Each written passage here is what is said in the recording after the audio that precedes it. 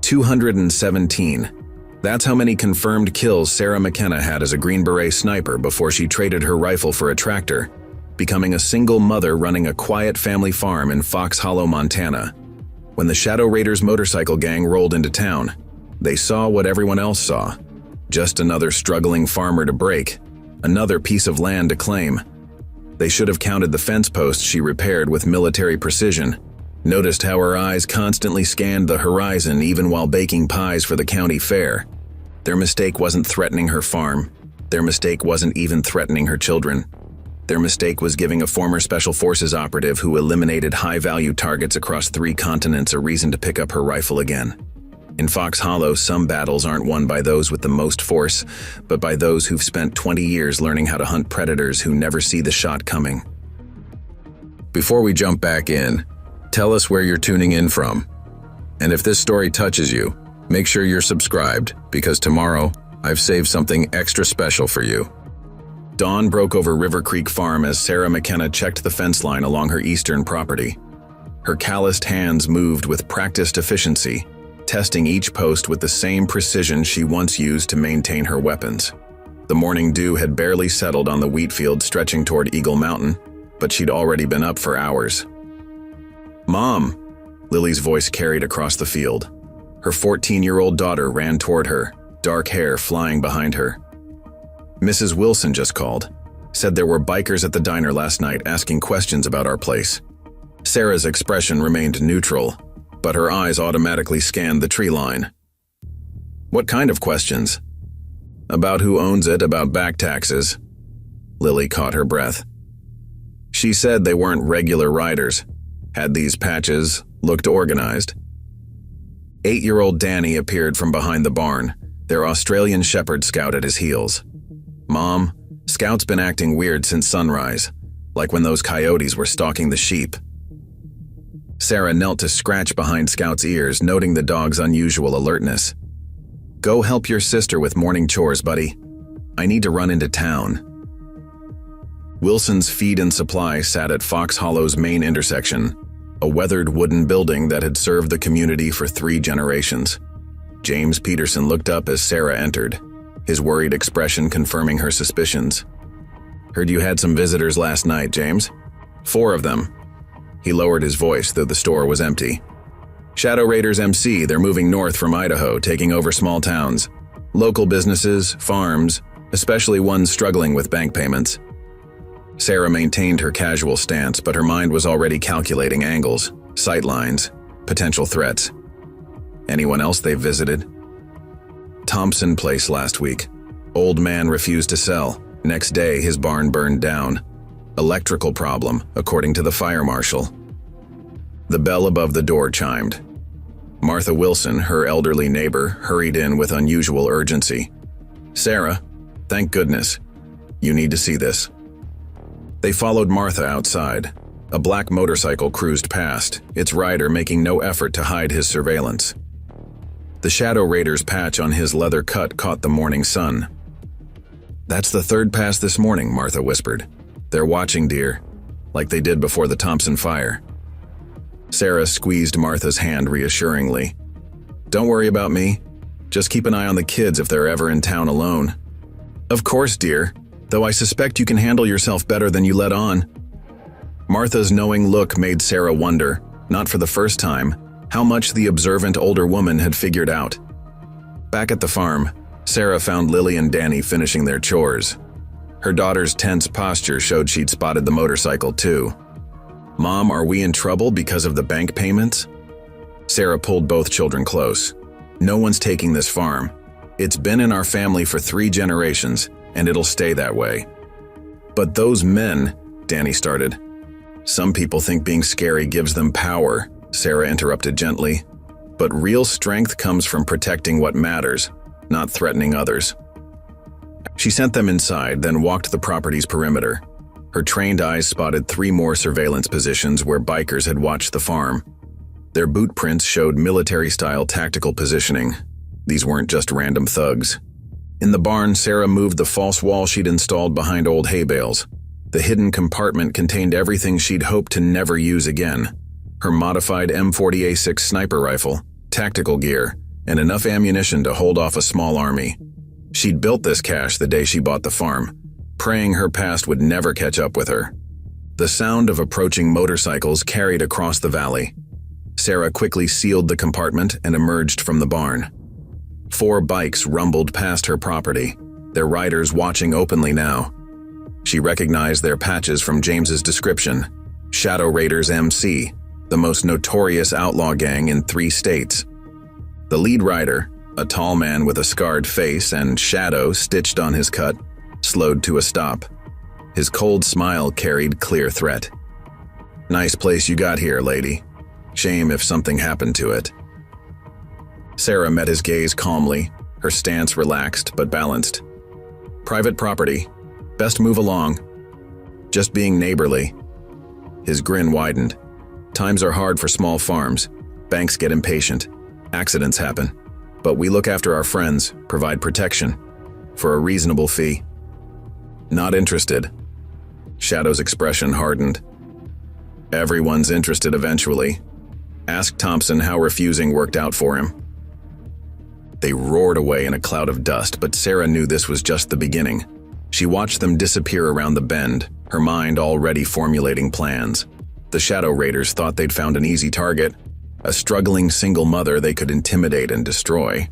They had no idea they'd just threatened someone who'd spent 20 years learning how to eliminate threats exactly like them. Sarah had left that life behind for her children, built something peaceful. But if the Shadow Raiders forced her hand, they'd learn why some predators are better at hiding in plain sight than others. Inside the house, Sarah found Danny watching through the window. "Are the bad men coming back?" She hugged him close, remembering all the reasons she'd chosen this quiet life. "Don't worry about them, sweetheart. Mom's got everything under control." But as evening fell over River Creek Farm, more motorcycles passed on the distant road. Sarah counted 6 different riders conducting surveillance, their pattern suggesting professional training. The Shadow Raiders weren't just random outlaws, they were organized, experienced, and used to getting their way. Sarah put her children to bed, then sat on the porch cleaning her shotgun, the legal one she kept for coyotes, not the sniper rifle hidden in the barn. Tomorrow she'd drive into town, talk to Sheriff Thompson, try handling this through proper channels. But as she watched more bikes pass in the growing darkness, she knew peaceful solutions were becoming less likely. The Shadow Raiders were about to learn that some threats shouldn't be judged by their appearance. Some battles aren't won by those with the most force, but by those who've spent decades learning patience, precision, and the art of making predators become prey. Sheriff Robert Thompson's office smelled of coffee and gun oil, its walls lined with fading wanted posters and community service awards. The old lawman listened as Sarah detailed the Shadow Raiders' visits, his weathered face growing darker with each detail. "Same pattern as Cedar Ridge and Millbrook," he said finally. "They move in slow, target vulnerable properties. By the time people realize what's happening, they own half the town." "I'm not selling," Sarah stated firmly, "but I'd rather handle this legally first." Thompson sighed. "I'll increase patrols, but I'm short-staffed. And these guys, they're smart. Never leave enough evidence for charges." The Fox Hollow Diner's breakfast crowd fell silent as 3 Shadow Raiders motorcycles pulled up outside. Sarah watched through the window as Shadow himself dismounted, followed by his lieutenants Storm and Blade. They'd chosen their moment well. She'd just dropped Danny at school. "Well, look who it is." Shadow slid into the booth across from her. "Thought about our offer?" "Still not interested." Sarah sipped her coffee calmly. $5,000 a month keeps your farm safe." Storm leaned against the booth. "Cheap compared to rebuilding after a fire." "Is threatening women and children how you usually start your morning?" Tom Cooper's voice carried across the diner. The local mechanic moved with the distinctive gait of someone who'd seen combat, his prosthetic leg a souvenir from Afghanistan. "Stay out of this, cripple," Blade growled. Sarah caught the nearly imperceptible shift in Tom's weight, a fighter's preparation. She spoke before things escalated. "We're done here. I have work to do." She stood, but Blade grabbed her arm. What happened next was too fast for most observers to follow. Sarah simply moved, using his own grip against him. Suddenly, Blade was sitting, nursing a wrist that was bent at an uncomfortable angle. "Don't touch me again," she said quietly, then walked out. Dr. Kate Rogers arrived that afternoon to check on a pregnant mare. The veterinarian worked efficiently, but Sarah noticed her studying the fresh motorcycle tracks near the barn. "Heard about the diner," Kate said casually. "That move you used looked like military training." "Self-defense class at the community center." Kate's knowing smile suggested she wasn't convinced. "Must have been some class. My brother was force recon. He used similar techniques." Their conversation was interrupted by Scout's warning bark. 2 Shadow Raiders bikes circled the property, their riders carrying suspicious objects. "Get inside," Sarah instructed Kate, already moving. She reached the fence line just as one rider prepared to throw what looked like a Molotov cocktail. Sarah's warning shot with the legal shotgun struck dirt near their bikes. The riders swerved, dropping their weapons, which shattered harmlessly in the field. "Next one won't miss," she called out. The bikes roared away, but she knew they'd be back. Kate emerged from the barn. "Self-defense class teach you to shoot like that too?" "Lucky shot." "Right." Kate packed her medical bag. "You know, my brother runs a veteran support group in town, if you ever want to talk about self-defense classes." That evening, Sarah found Lily practicing with her softball bat behind the barn. Her daughter's swings carried focused anger. "Those men at the diner?" Lily said without stopping. "They're not going to leave us alone, are they?" "No, honey, but we're not leaving either." "I'm not scared." Lily hit another ball. "I saw how you handled that guy, like it was nothing." Sarah watched her daughter's determined practice. Sometimes the strongest people aren't the ones making threats. They're the ones protecting what matters. "Is that what you did? Before we moved here?" Before Sarah could answer, Scout's bark warned of approaching vehicles. Multiple motorcycles stopped at their gate, Shadow himself dismounting with Storm and Wolf flanking him. "Last chance," Shadow called out. 10,000 a month now. Price goes up every time we have to ask again." Sarah positioned herself between the bikers and Lily. "You're trespassing. Leave." "You're making this harder than it needs to be." Shadow's scarred face twisted. "Accidents happen to kids too. Roads aren't safe these days." Sarah's voice carried deadly quiet. "Threatening my children is the last mistake you'll ever make." Something in her tone made Wolf step back. Even Shadow's confidence wavered briefly. "Think it over," he said finally. "Tomorrow's deadline. After that, we stop being nice." As the bikes roared away, Sarah heard Tom Cooper's truck approaching. The veteran mechanic pulled up, his expression grim. "Saw them heading this way, thought you might want some company." "Thanks, Tom, but I can handle them." "No doubt about that." He studied her stance. "You know, the way you move, the way you handle yourself, reminds me of some operators I served with. Special forces types." Sarah met his knowing look.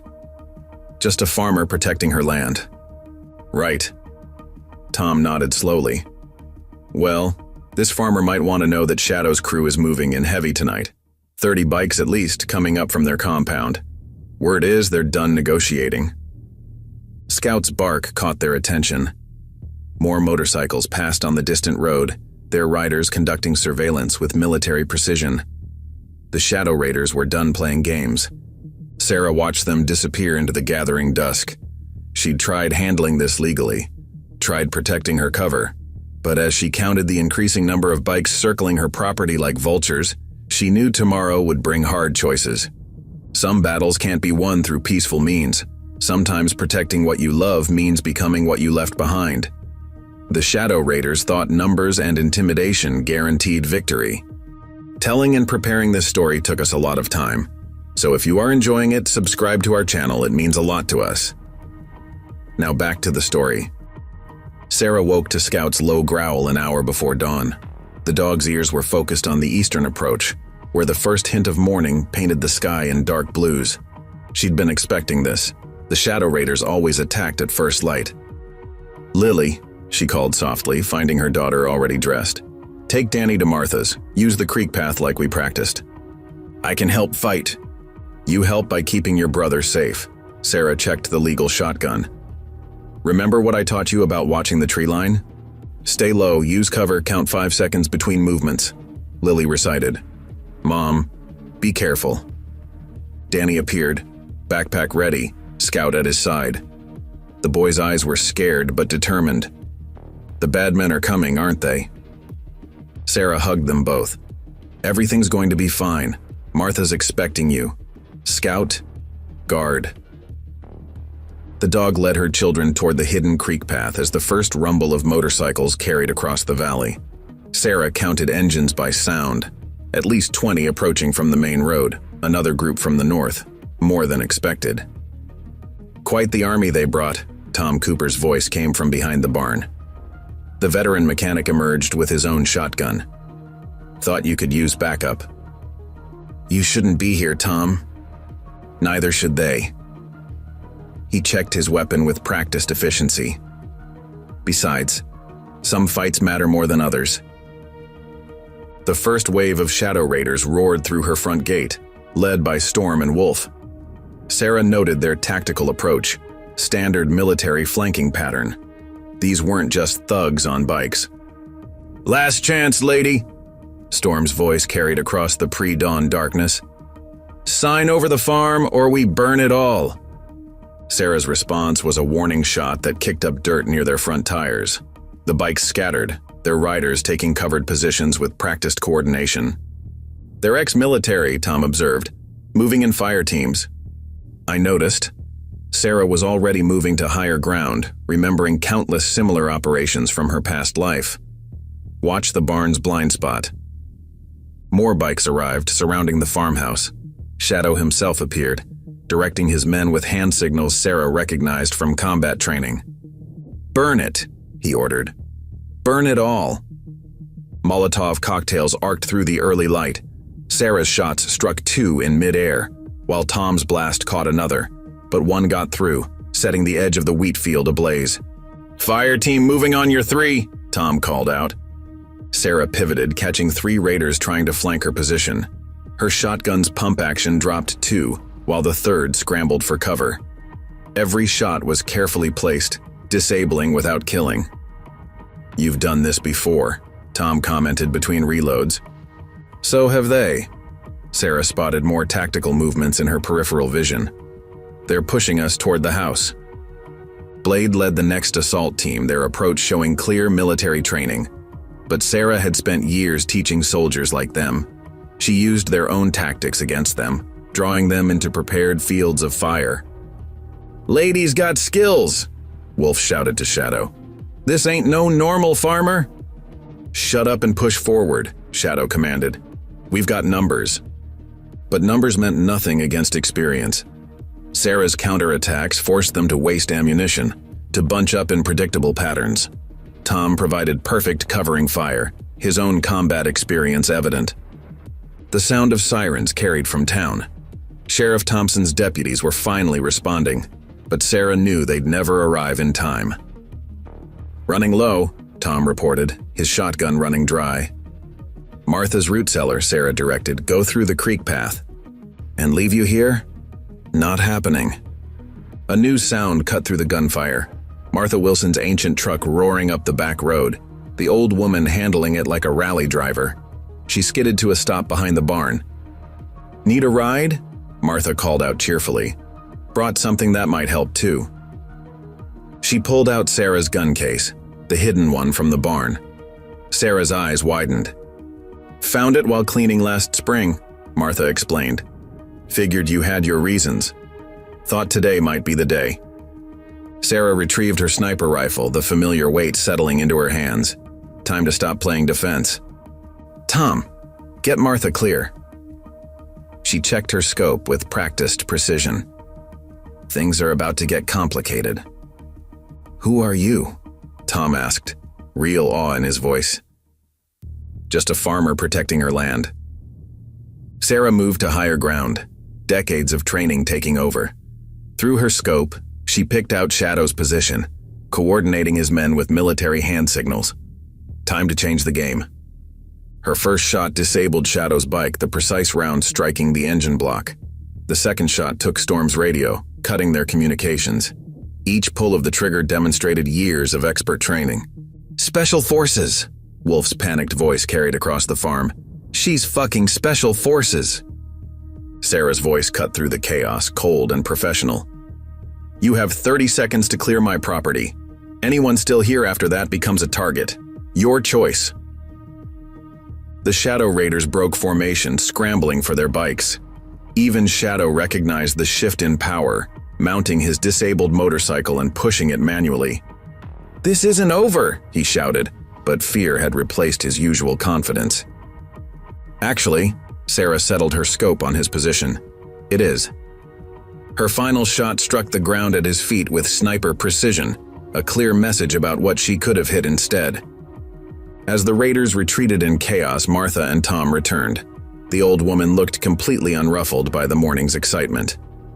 "Well," Martha smiled, "that was more interesting than bingo night." Tom studied the precision shots Sarah had placed, the tactical positioning she'd used. "Green berets? That's classified." But Sarah's slight smile confirmed his guess. "Mom!" Lily and Danny emerged from the creek path, Scout bounding ahead to check on her. Sarah hugged her children close, breathing in their safety. But she knew this wasn't over. The Shadow Raiders would be back, with greater numbers and better preparation. "You should have told me," Tom said quietly, "about your background. I could have helped sooner." "Wasn't your fight." "It is now." He gestured toward town where more trucks were arriving, locals coming to help, drawn by the sound of battle. "Something tells me we're all in this together." Sarah watched the smoke clear from her wheat field, calculating what would come next. The Shadow Raiders had just learned she was more than a simple farmer, but they hadn't seen anything yet. Sometimes the most dangerous predators are the ones hiding in plain sight. And Sarah McKenna had spent 20 years becoming very, very good at remaining invisible until the perfect moment to strike. The Fox Hollow diner buzzed with barely contained excitement as Sarah assessed the damage reports. 3 local farms hit in the last hour, all families who'd come to help defend her property. The Shadow Raiders were sending a message: stand together, fall together. Thompson Place got it worst, James Peterson reported grimly. Barns gone, equipment destroyed, but Bill's still standing with us. "They're changing tactics," Tom Cooper observed, his military experience showing. "These weren't intimidation hits. This was strategic targeting." Sarah studied the map spread across their table, marking attack patterns. The raiders weren't just being vengeful, they were isolating key properties, cutting supply lines between allied farms. "Mom," Lily approached with Danny. "Scout's acting weird again, but different this time." Sarah checked her watch. "They're watching us, planning their next move." Dr. Kate Rogers slipped into the booth, laying down a thick folder. "You need to see this. Hospital records from 3 counties. Shadow Raiders aren't just taking farms, they're building something bigger." The documents revealed a pattern. Properties seized through intimidation became distribution points. Local businesses turned into money laundering operations. The Raiders weren't just a gang.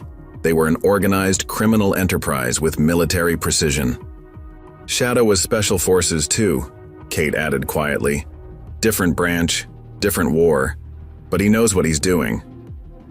Martha Wilson arrived with fresh coffee, her calm demeanor unchanged by the morning's violence. "Sarah, dear, perhaps it's time to tell them everything. About what you did before farming." The diner fell silent. Sarah met each person's eyes, measuring trust against necessity. "Green berets," she said finally. 20 years, most of it classified. I was a sniper, one of their best." "We know," Sheriff Thompson's voice carried from the door. "Known since you bought the farm. Your background check was interesting." "Why didn't you say anything?" "Same reason you didn't. Some skills are best kept hidden until needed." He laid his badge on the table. "County commissioners ordered me to shut this down. Says we're provoking the raiders." "They're bought," Tom concluded. Whole state's compromised, but I'm not retiring quietly. Thompson smiled grimly. Time to choose sides. Sarah's phone buzzed. A message from an unknown number. She recognized the tactical coordinates. Shadow was calling a meet. He wants to talk, she announced. Neutral ground, just him and me. It's a trap, Tom warned. Of course it is. Sarah stood. That's why I need you all to understand what comes next. She detailed her plan, drawing on decades of special operations experience. Each listener had a role. Veterans like Tom providing tactical support, Martha coordinating civilian resources, Kate monitoring medical needs. They think hitting our farms makes us vulnerable, Sarah concluded.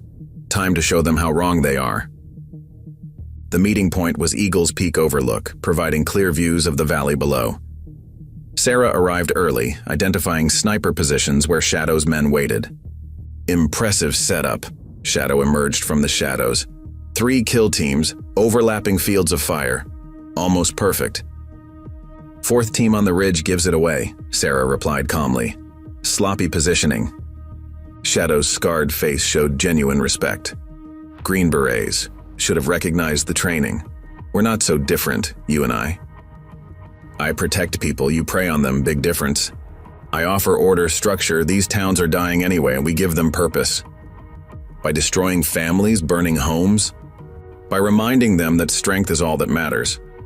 Shadow moved with deadly grace. Join us. Your skills, your experience. We could own the whole state.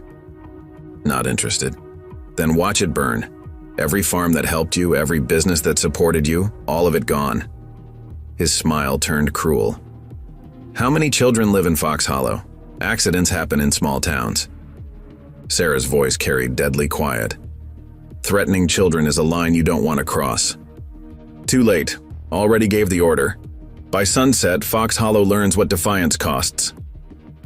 Sarah was moving before he finished speaking. Her first strike caught him off guard. Special forces against special forces. Decades of training unleashed.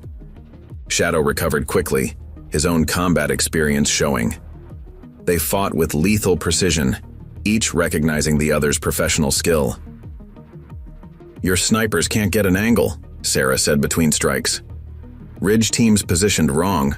Amateur mistake. Shadow's confidence wavered. Because I chose those positions. Sarah's counterattack drove him back. Your men have been in my crosshairs for 10 minutes. They just don't know it yet. On cue, Tom's veterans emerged from hidden positions, surrounding Shadow's teams with practiced efficiency. Martha's truck appeared, more townspeople arriving armed and ready. See, that's the difference between us, Sarah explained. You think strength comes from fear. I know it comes from community. Shadow's radio crackled. His planned attacks on Fox Hollow had met unexpected resistance. Kate's medical network had spread the warning. Thompson's deputies chose loyalty over corruption. This isn't over, Shadow spat blood. Actually, it is.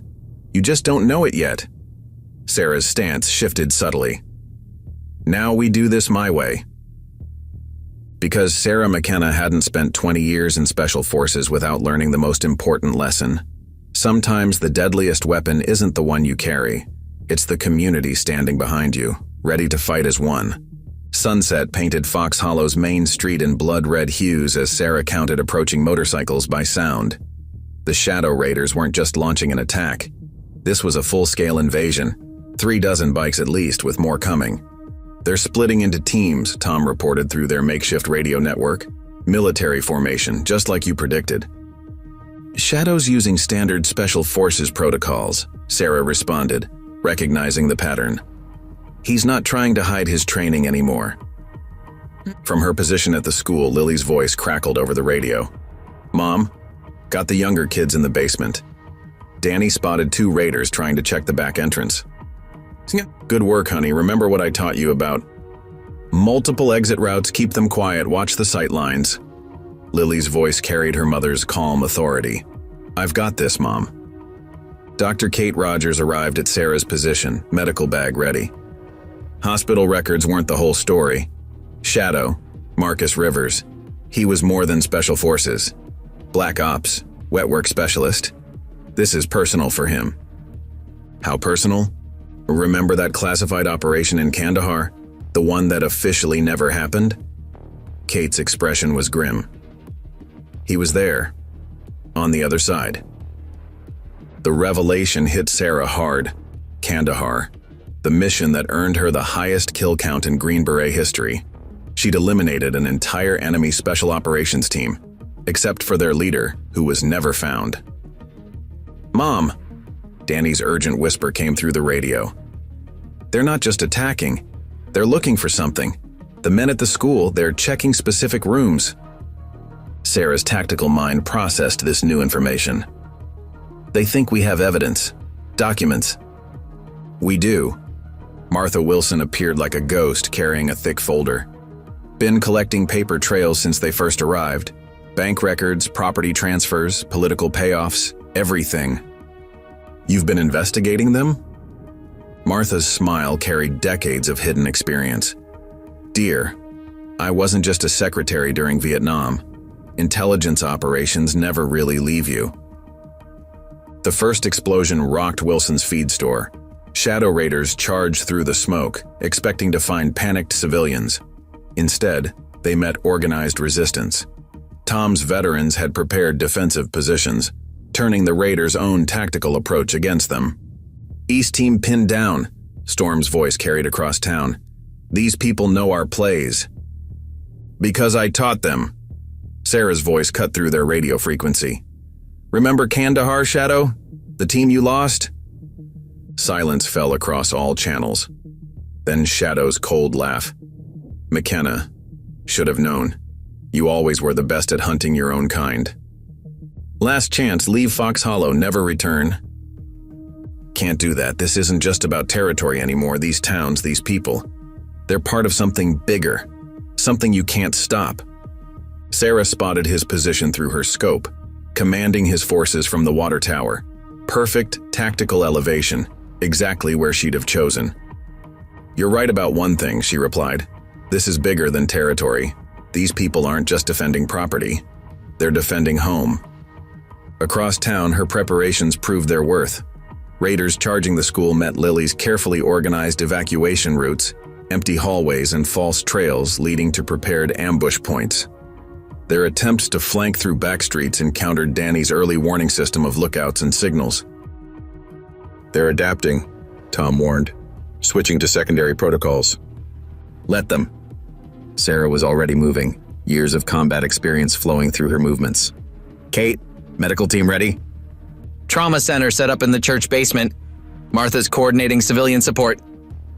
Shadow's voice crackled through again. "You've trained them well, McKenna. Making fighters out of farmers? But you've brought them into a war they can't win." "That's where you're wrong." Sarah's counterattack began. Coordinated movements taking down Shadow's teams with surgical precision. "I didn't make them fighters. I showed them they already were." The Raiders' military precision began to crack. Their tactical advantages meant nothing against an entire town using their own strategies against them. Every alley became a potential ambush, every building a defensive position. "Fall back," Storm ordered. "Pattern Omega-3." "Omega-3?" Sarah's laugh carried real amusement. "Amateur. Tom, spring the trap." The Raiders' escape routes suddenly became kill zones. Years of special operations experience, translated into small-town defense. Sarah's training multiplied through every citizen who stood their ground. "Mom!" Lily's voice carried triumph. "They're running!" But Sarah knew better. Shadow was too experienced for a simple retreat. This was repositioning, preparation for something bigger. "Danny, what do you see?" Her son's observation skills proved invaluable again. "They're not all leaving. Some are hiding equipment, big cases, like the ones in our barn." Sarah's blood ran cold. Weapon cases, military grade. Shadow wasn't retreating. He was preparing for a siege. "You've got 1 hour, McKenna." Shadow's voice confirmed her fears. "Surrender the evidence, clear the town, or I show everyone what a real special operations team can do." The sun finally set over Fox Hollow, but the real darkness was yet to come. Sarah gathered her impromptu command team: Tom, Kate, Martha, and Sheriff Thompson. The time for simple defense was over. "Shadow's right about one thing," she told them. "This is war." But he forgot the most important lesson from our kind of operations. "What's that?" Tom asked. "The deadliest predators aren't the ones making threats." Sarah checked her weapon with practiced efficiency. "They're the ones who've already chosen their killing ground." Because Sarah McKenna hadn't spent 20 years in special forces just learning how to fight. She'd learned how to turn entire environments into weapons. Shadow thought he was preparing for a siege. He didn't realize he was walking into a trap 2 decades in the making. Night fell over Fox Hollow as Sarah transformed the town into a fortress. Every farmer's intimate knowledge of their land became a tactical advantage. Every local's understanding of back roads and hidden paths turned into strategic value. "They've got military-grade equipment staged here, here, and here." Tom indicated positions on their makeshift command map. "Shadow's not planning a gang attack. This is a full tactical assault." "That's exactly what he wants us to think." Sarah studied the map with decades of combat experience. "He's using standard Special Forces deception protocols. The real threat will come from an unexpected direction." Dr. Kate Rogers burst into their command center at the diner, clutching newly discovered documents. "Found something in the hospital records. Shadow's team, they're not just here for territory, they're building infrastructure for something bigger." "What kind of infrastructure?" "Military supply routes, hidden caches, training facilities disguised as abandoned properties." Kate spread out the evidence. "They've been setting up a shadow network across 3 states. Martha Wilson nodded knowingly. "Just like Nicaragua in '73, create a parallel support structure using civilian cover." Everyone stared at the elderly woman, who simply smiled. "Oh, you'd be amazed what his secretary learned during the Cold War, dear." Sarah's radio crackled. "Mom?" Lily's voice was steady despite the tension. "Danny spotted something weird. The raiders aren't just placing weapons. They're setting up relay stations. Communications gear." "Smart girl," Tom commented. "They're building a command and control network." "No." Sarah's tactical mind saw the bigger picture. "They're revealing their existing one. Danny, what else do you see?" Her son's observation skills proved invaluable again. "The equipment's not new, Mom. It's dusty, used, like it's been here a while." "He's right," Martha confirmed. "I've been tracking unusual signal patterns for months. We're not just facing an invasion, we're exposing an operation that's been here all along." Shadow's voice cut through their radios, precise and cold. "Finally figuring it out, McKenna. Kandahar wasn't just a mission. It was a rehearsal." "For what?" "For proving that people like us, special operations, wet work specialists, we're the only ones strong enough to maintain order. These towns, these civilian sheep, they need warriors to guide them." Sarah watched more raiders taking positions around town. Their movements showed extensive military training, but also something else: absolute conviction in their cause. "You're wrong about one thing," she responded. "These aren't sheep, and I'm about to prove it." On her signal, Fox Hollow revealed its own transformation. Farmers who'd spent decades learning every inch of their land became expert guerrilla fighters. Local hunters demonstrated their own deadly skills. Even the high school shop class contributed. Their knowledge of machinery turned to tactical advantage. "First wave incoming," Tom's warning carried across their network. Shadow's forces launched their initial assault with military precision, expecting to find amateur resistance. Instead, they found a town-turned weapon. Sarah had spent months preparing for this, teaching civilians to become defenders. Every street became a potential ambush, every familiar building a strategic strongpoint. "They're not fighting like civilians," Storm's frustrated voice carried over intercepted communications. "These are professional tactics." "Because they're not just fighting for property," Sarah replied coldly. "They're fighting for home, something you forgot how to understand."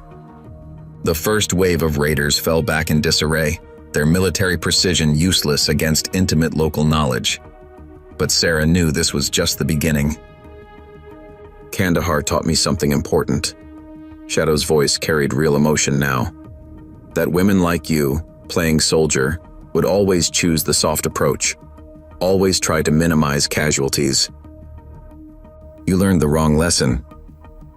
Sarah's response was accompanied by precision shots that disabled key raider positions.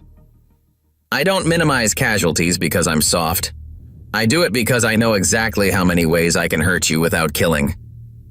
Danny's voice came through urgent but controlled. Mom, they're moving something big into position. Long cases, like the ones in those old war movies. Sarah's blood ran cold. Anti-material rifles, heavy weapons. That's right, Shadow confirmed. No more playing nice.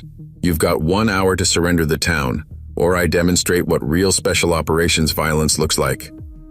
But Sarah had planned for this too. Her months of preparation hadn't just been about defense. She'd been setting up her own operation, turning Fox Hollow into exactly the kind of trap that would snare overconfident professional soldiers. Tom, get the veterans in position. Martha, activate your intelligence network. Kate, medical teams on standby. Sarah checked her weapon with practiced efficiency. Lily, Danny, you know what to do. Just like you taught us, Lily confirmed. Sometimes the best defense is making them think they're the predators, Danny finished, when they're really the prey. Because Sarah McKenna hadn't spent 20 years in special forces just learning to fight. She'd learned how to turn overconfidence into vulnerability, how to make professional training become a weakness. Shadow thought his military experience guaranteed victory. He was about to learn why the most dangerous predators are the ones who know how to play prey until exactly the right moment to strike. The first heavy rounds tore through Fox Hollow's morning silence with devastating precision. Shadow's anti-material rifles targeted key positions, demonstrating his team's professional training. But Sarah had anticipated this, had prepared her people for exactly this kind of assault. Western team, hold position, she commanded through their network. Let them think those shots are effective. East side taking heavy fire, Tom reported, his veterans maintaining discipline under the barrage. They're using military-grade targeting systems. Good. Sarah's voice carried cold satisfaction. That means they're relying on technology instead of instinct. Danny, what do you see? Her son's voice came through clear and focused. They're watching their scopes, not their surroundings, just like you said they would. Raiders advancing on the school, Lily reported. But something's wrong. Their formation's too obvious. Sarah smiled slightly. Shadow was good, but he'd forgotten the first rule of special operations. Sometimes the obvious approach is too obvious. Mom! Danny's urgent whisper cut through. There's someone in the old mill. Been there since before the shooting started. Martha's voice confirmed. My sources saw vehicles moving there last night. Heavy equipment. The mill's not a tactical position, Tom argued. No clear lines of fire. Unless this isn't about firing lines, Dr. Kate Rogers broke in. Sarah, found something in the Old Town records. That mill. It used to be a military storage facility during the Cold War. Underground bunkers, tunnel systems. Sarah's tactical mind connected the pieces. Shadow's not just attacking the town. He's after something specific, something hidden here. Very good, McKenna. Shadow's voice carried real respect. Still the best at seeing the bigger picture. Did you really think I chose this town randomly? The heavy weapons fire intensified, but Sarah noted its pattern. Not random destruction, carefully coordinated suppression fire, keeping townspeople away from specific areas. The mill's the real target, she confirmed. Everything else is distraction. Just like Kandahar. Shadow's laugh carried old bitterness. You saw through my diversions there too. Cost me my entire team. That was different. That was war. This is war. A different kind, fought in shadows most people never see. These towns, these innocent civilians, they're sitting on a network we built decades ago. Hidden supplies, secret routes, emergency caches, perfect infrastructure for operators like us. Sarah watched raiders moving through town with military precision, not just attacking, searching, securing, following a carefully planned protocol. He's right, Martha confirmed. During the Cold War, we built fallback positions across the country. Supply lines, communication networks, most were never activated. And now you want them for your private army, Sarah concluded. For bringing order to a weak society. Shadow's voice hardened. These people, playing at normal life, they sleep safely because of warriors like us. Time they remembered that. A massive explosion rocked the north side of town. Sarah recognized the signature, shaped charges, professional demolition. Underground access point exposed, Tom reported. They're heading below ground. Mom, Lily's voice carried unexpected insight. Remember what you taught me about hunting? How sometimes you let them think they're reaching their target? Because that's when they're most vulnerable, Danny finished, too focused on the prize to see the trap. Sarah smiled with fierce pride. Her children had learned well. All units, execute pattern Delta, she commanded. Just like we practiced. Fox Hollow's defenders moved with coordinated precision. Not the rigid military efficiency Shadow expected, but something more fluid, more adaptable. Local knowledge combined with Sarah's training created a hybrid style that professional soldiers couldn't predict. They're in the tunnels, Tom confirmed. Moving fast, standard tactical spread. Perfect. Sarah checked her weapon, decades of special operations experience flowing through her movements. Underground, all their training works against them. No room to maneuver, no way to spot ambush positions. You've been planning this from the start, Shadow realized. Everything above ground. It's all been pushing us exactly where you wanted us. You forgot the most important lesson from our kind of operations, Sarah replied coldly. Sometimes the deadliest trap isn't the one you can see. Because Sarah McKenna hadn't spent 20 years in special forces just learning tactics. She'd learned how to think like her enemies, how to turn their strengths into weaknesses. Shadow thought he was achieving his objective. He was actually walking into a killing ground 2 decades in the making. All units, prepare for underground warfare, Sarah commanded. Remember your training. Remember what we're fighting for. Family, Lily responded. Community, Tom added. Home, Danny concluded. Shadow's forces had the training, the equipment, the professional skill, but they were about to learn that some battles aren't won by the most technically proficient fighters. They're won by those who know exactly what they're protecting, and exactly how far they'll go to protect it. Darkness enveloped the Cold War tunnels beneath Fox Hollow, as Sarah moved with practiced silence. The underground complex was exactly what she'd anticipated, a maze of reinforced corridors designed for military operations. Perfect for defenders who knew its layout, deadly for overconfident attackers. They've split into 3 teams. Tom's whispered report came through their secure channels, moving in standard search patterns. Let them hunt, Sarah replied softly. Down here, their night vision works against them, too focused on what's directly ahead. Mom, Danny's voice carried urgency from his observation post above. They're carrying something weird, like big metal briefcases. Martha's response was immediate. Nuclear credentials, Cold War authentication codes. Every facility like this had them. Accessing old records now, Dr. Kate added. Shadow, Marcus Rivers.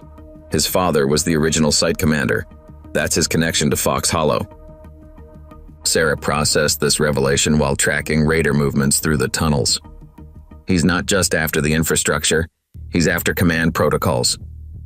Exactly, Shadow's voice cut through their communications. Did you think I chose this town by accident, McKenna? My father built this network, created a system for real warriors to maintain control. Your father was relieved of command, Martha countered. Discharged for unstable behavior and extremist views. He was a visionary. Shadow's composure cracked slightly. He understood that civilians need to be controlled, not coddled. These access codes, these hidden facilities, they're our heritage, our right. Sarah signaled Tom's veterans into flanking positions. The raiders were good, moving with professional precision through the darkness, but their military training made them predictable. You really think people need warriors to control them? Sarah's voice echoed deliberately, drawing attention. Look what they did when you attacked. Farmers became fighters. Shopkeepers became tacticians. Playing soldier, Shadow sneered. They'll break when they see real combat. Like your team broke in Kandahar? The taunt hit home. Raiders shifted positions, discipline wavering at the reminder of Shadow's greatest failure. Mom, Lily reported from above. They're moving something big into the main entrance. Looks like breaching charges. Good, Sarah smiled slightly. They're getting desperate. Underground, the battle transformed into a deadly game of cat and mouse. But Sarah had spent months preparing these tunnels, turning them into a trap for exactly this kind of military operation.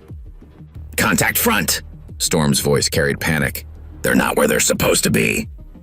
Because we're not fighting by your rulebook, Sarah replied coldly. Her first shots disabled key raiders with surgical precision.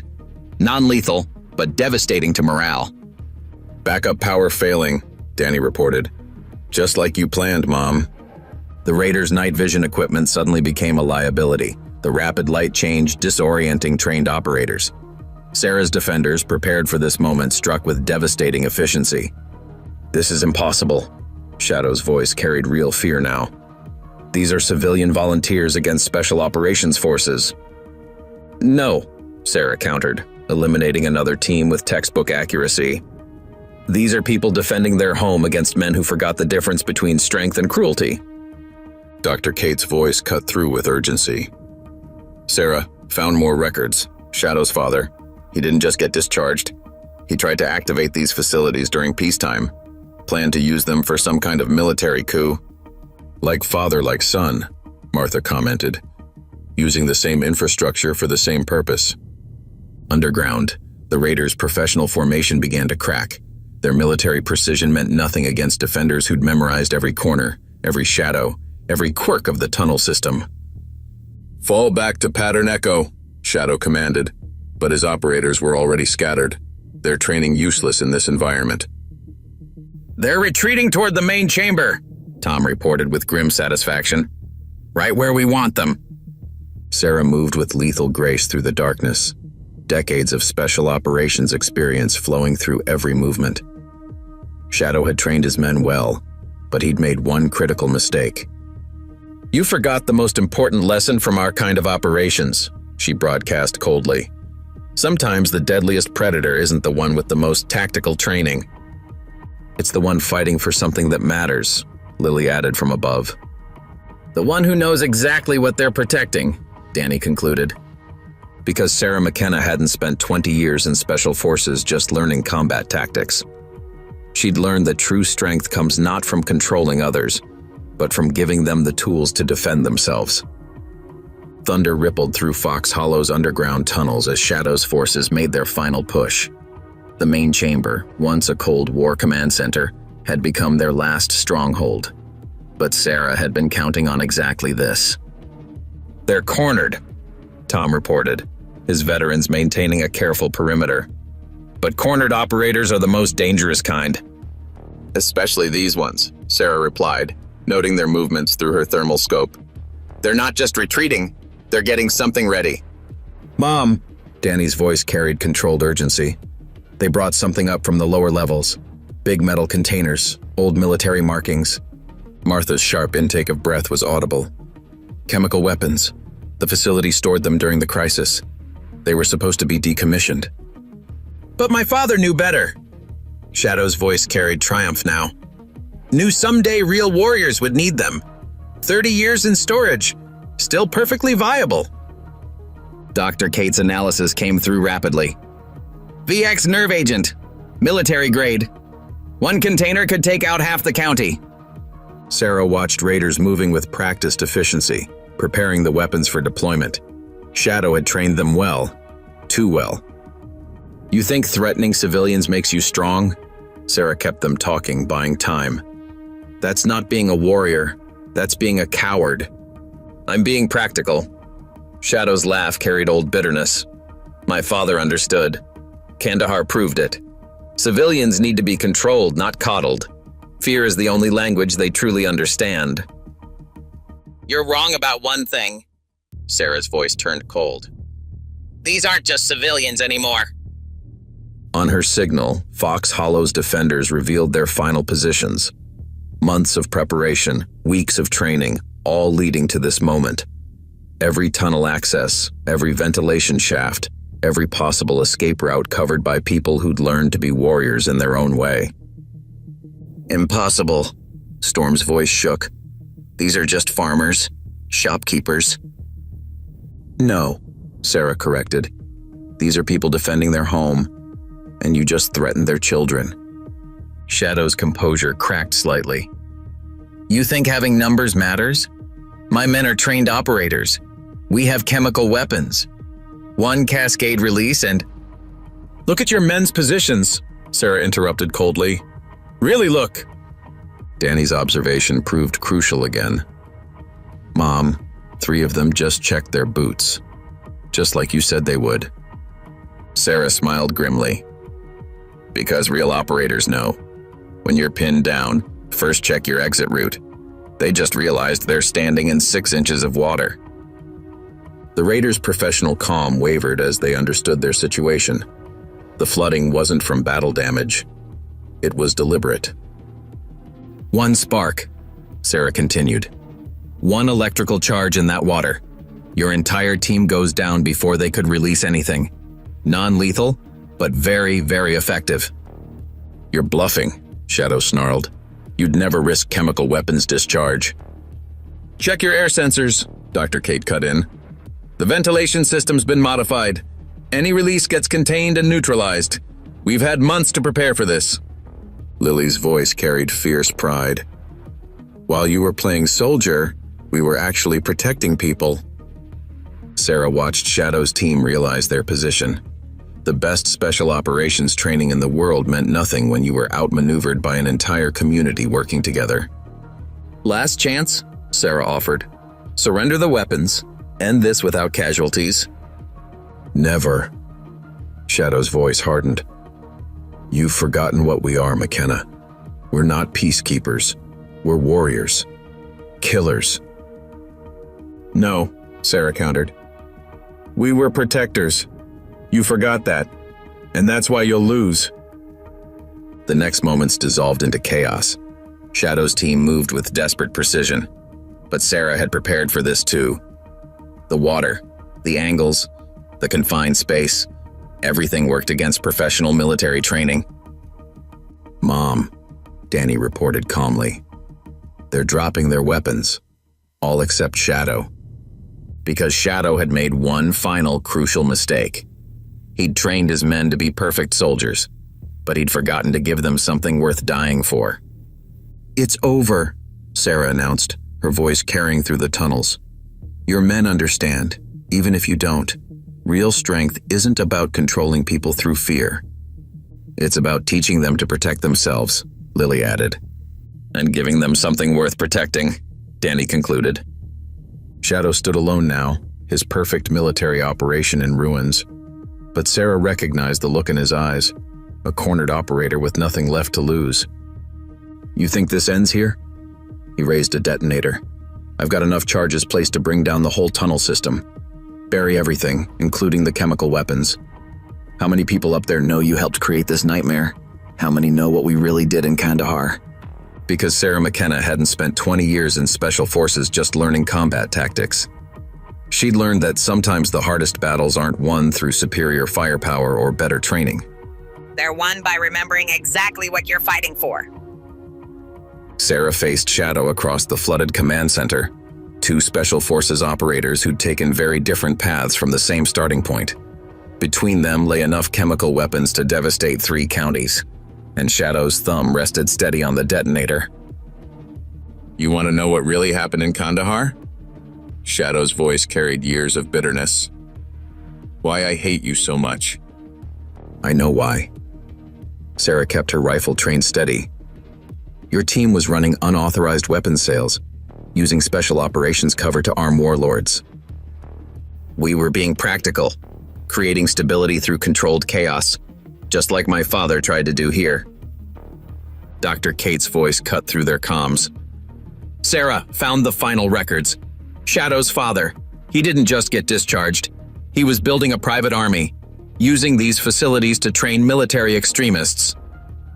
Like father, like son, Martha added grimly, both thinking they could control chaos. Shadow's laugh carried genuine pain. You don't understand. My father was creating order, a system where real warriors could maintain control. Then they drove him mad, destroyed everything he built. He destroyed himself, Sarah countered, just like you're doing now. Mom, Danny's voice came through quietly, his hands shaking, just like you said happens when someone's about to break. Sarah watched Shadow's deteriorating composure. Years of special operations experience let her read the signs, a tactical expert reaching his psychological limits. Your father wasn't trying to create order, she said carefully. He was trying to build his own private kingdom, just like you're doing with the Raiders. We're elite operators, Shadow's control cracked further. We're the only ones strong enough to do what's necessary. In Kandahar, you didn't just kill my team, you destroyed everything we were building. You were building a criminal empire, Sarah replied coldly, using military skills to terrorize civilians, just like you're doing here. Through her tactical scope, Sarah spotted Tom's veterans taking final positions. One wrong move and the chemical weapons would become a reality. But if they didn't move, Shadow's desperation would eventually force the same outcome. Mom? Lily's voice carried unexpected calm. Remember what you taught me about people who are truly lost? Sometimes the kindest thing is letting them fall, Danny finished. Because Sarah had taught her children more than just survival skills. She'd taught them about the true cost of violence, and the courage sometimes needed to choose a different path. Your father wasn't a visionary, Marcus. Sarah used Shadow's real name deliberately. He was a broken man who couldn't separate strength from cruelty, just like you're doing now. Shut up. Shadow's composure finally shattered. You think these people are worth protecting? They're sheep. They need warriors to guide them. Look around you, Sarah gestured to the defenders holding position. These sheep outmaneuvered your entire tactical team. These civilians you despise, they chose to become warriors to protect their home. They're nothing, playing at being soldiers. No, Sarah's voice carried absolute conviction. There's something you and your father never understood. They're community, family, people who protect each other not because they're ordered to, but because they choose to. Shadow's thumb tightened on the detonator. Then they can die together. But Sarah had been counting on this moment of broken control. Her shot took Shadow's hand with surgical precision, even as Tom's veterans moved with practiced coordination. The detonator fell, caught in specialized containment nets they'd prepared. Clear, Dr. Kate confirmed. Chemical weapons secured. Shadow stared at his bleeding hand, 20 years of hatred and delusion finally cracking. You could have killed me. In Kandahar here. Why didn't you? Because that's the difference between us. Sarah lowered her rifle slowly. I didn't forget what all that training was really for. Protecting people, not controlling them. Mom's right. Lily's voice carried through their comms.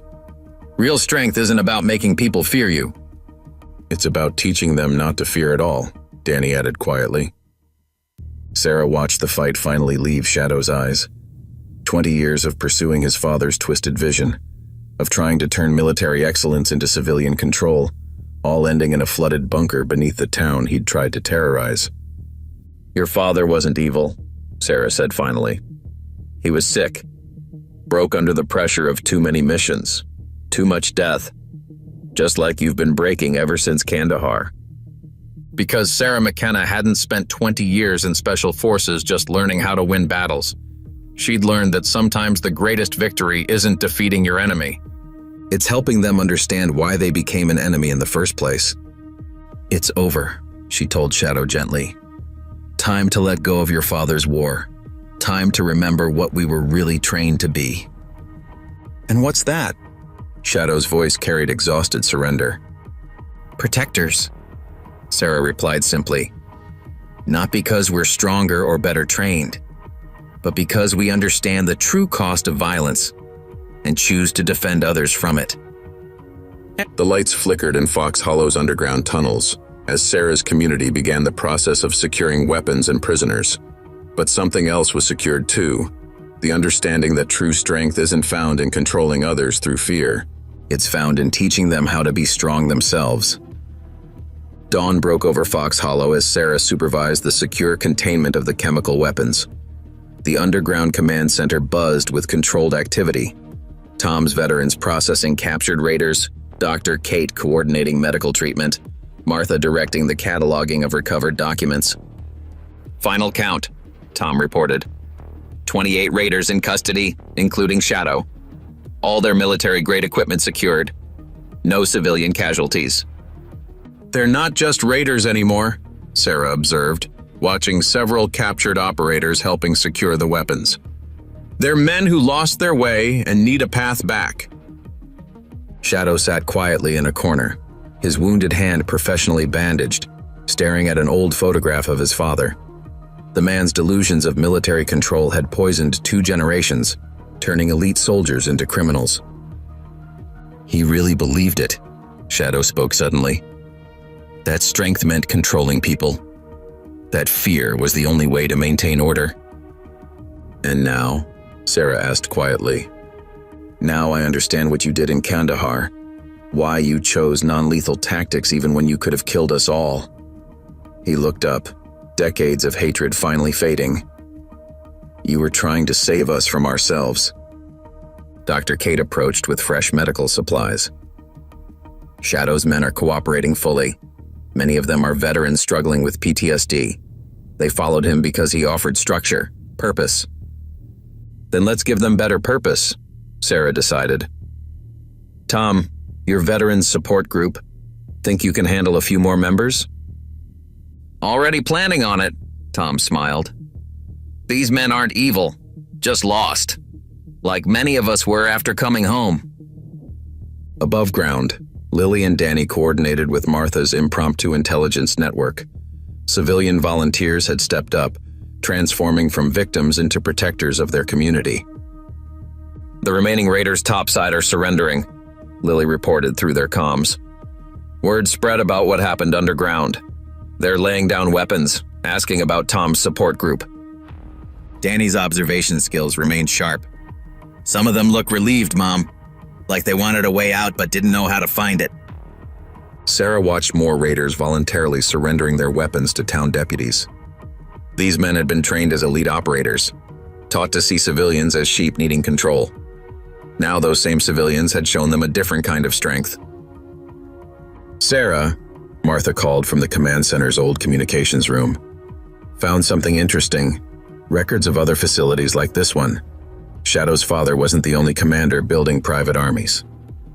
More chemical weapons? Sarah asked grimly. Worse, training camps, indoctrination centers. They were creating hidden networks of military extremists, all believing they had the right to control civilian populations. Dr. Kate joined them, examining the documents. This explains the raiders' operation. Shadow was trying to rebuild his father's network, using motorcycle gangs as cover for military-style takeovers of small towns. But he didn't count on finding a Green Beret who'd chosen to protect rather than control, Tom added. Sarah studied the maps of other facilities. More towns at risk, more communities needing protection. But now they had something unique. Reformed raiders willing to help prevent others from following their path. Mom, Lily called from upstairs. The townspeople are gathering. They want to know what happens next. Because that was the real challenge. Not just stopping Shadow's operation, but helping an entire community process what they'd accomplished. Ordinary people had become defenders, shopkeepers had learned tactical thinking, farmers had transformed into warriors. They need guidance, Shadow spoke up unexpectedly. Not control, real guidance. Help understanding the strength they've discovered. Sarah studied her former enemy thoughtfully. Are you offering to help? I owe a debt. To you, to them. My father tried to build an army to control people through fear. Maybe I can help build something better. Teach them to protect themselves instead. It won't be easy, Sarah warned. These people have seen your worst. Earning trust takes time. Like you earned their trust? Shadow asked quietly. By seeing their potential instead of their weakness? Above ground, Fox Hollow was already changing. Neighbors helped repair battle damage together. Former raiders worked alongside civilians, beginning the process of redemption through action rather than words. We'll need to expand the Veterans Center, Tom planned. Create rehabilitation programs, job training. Help these men find purpose in protecting rather than controlling. The hospital will help, Dr. Kate added. Treatment for PTSD, counseling, medical support. Show them there's no shame in healing. Martha emerged from the command center with more recovered documents. We'll need to warn other towns. Help them prepare in case more of Shadow's father's followers try similar operations. Sarah watched her children moving confidently through the activity, helping coordinate civilians and surrendered raiders alike. They'd learned crucial lessons about strength, about the difference between fear and respect. "Mom," Danny called out, his observation skills catching something new. "Some of the raiders, they're showing other townspeople how to spot surveillance, teaching them protective tactics. Turning their training toward defense instead of control," Lily added approvingly, because that was the real victory. Not just stopping Shadow's operation, but transforming it into something better. Elite military training being used to protect rather than dominate. "Your father was wrong about one thing," Sarah told Shadow. "Real warriors don't create strength through fear. They nurture it through understanding." Shadow nodded slowly. "Like you did with your children, teaching them to observe, to think tactically, but never losing their humanity." "That's what these towns need," Sarah concluded. "Not warlords trying to control them. Teachers helping them understand their own strength." The sun rose higher over Fox Hollow as Sarah watched her community begin its transformation. Former enemies working together, civilians and veterans finding common ground, all of them learning that true security comes from cooperation rather than domination. "We'll need to be ready," Tom warned. "Other followers of Shadow's father might try similar operations." "Then we'll be ready," Sarah replied confidently. "Not just with tactical training, but with something more important." "What's that?" Shadow asked. "Understanding that real power isn't about controlling people through fear. It's about teaching them they don't need to be afraid at all." Because Sarah McKenna hadn't spent 20 years in Special Forces just learning combat tactics. She'd learned that true victory isn't just about defeating your enemies. It's about helping them become something better than they ever thought they could be. "Time to rebuild," she announced to the gathered community. "Not just buildings, but trust. Show everyone that strength doesn't come from fear or control." "It comes from standing together," Lily added. "And protecting each other," Danny finished. Fox Hollow had faced its trial by fire and emerged stronger. Now came the real challenge, not just recovering from violence, but building something better from its aftermath. Shadow watched the activity thoughtfully. "My father thought civilians needed warriors to guide them. He never understood that everyone has the potential to become a protector." "That's what we'll build here," Sarah declared. "Not just a defended town, but a community of protectors. People who understand that real strength isn't about dominating others. It's about teaching them to stand strong together," Tom concluded. The work ahead would be challenging, but Sarah knew her community was ready. They'd learned the most important lesson of all, that true security doesn't come from fear or control. It comes from helping others discover their own strength and teaching them to use it wisely. A week after the underground battle, Fox Hollow began its transformation. The sounds of construction replaced gunfire as townspeople and reformed raiders worked side by side, rebuilding what conflict had damaged. Sarah watched from Wilson's feed store as former enemies carried lumber together, shared tools, and slowly began healing old wounds. It's remarkable, Dr. Kate observed, joining her with fresh coffee. These men who were trying to destroy the town, they're putting real effort into rebuilding it. They're finding better purpose, Sarah replied, using their training to protect instead of threaten. Storm, Shadow's former lieutenant, demonstrated proper lifting techniques to a group of civilians. His military precision now served construction rather than destruction. Nearby, Wolf helped elderly Mrs. Chen repair her garden, listening intently as she shared stories of her own wartime experiences. Shadows provided locations of 3 more facilities, Tom reported, reviewing intelligence reports. Other commanders from his father's network building similar operations, using different cover, private security firms, survivalist camps. Same basic plan, though, Martha added, spreading out recovered documents. Find vulnerable communities, insert trained operators, establish control through fear. Fox Hollow was meant to be their first major success. Sarah studied the maps thoughtfully. Instead, we've given other towns a blueprint for resistance, showing them communities can defend themselves. Mom! Danny called from outside. The raiders who surrendered, they're teaching people something interesting. Sarah found her son watching as former operators demonstrated surveillance detection techniques to townspeople. Basic security protocols being shared openly, military expertise turned towards civilian defense. They're different now, Lily observed, joining them. Not just pretending to change, really trying to help. Shadow himself worked quietly at the edge of town, helping repair the damage his forces had caused. His injured hand didn't prevent him from contributing, and Sarah noted how other townspeople were slowly beginning to accept his presence. Found more of my father's records, he reported as Sarah approached. Training camps in 3 states. Men like him, believing they had the right to control civilians through military force.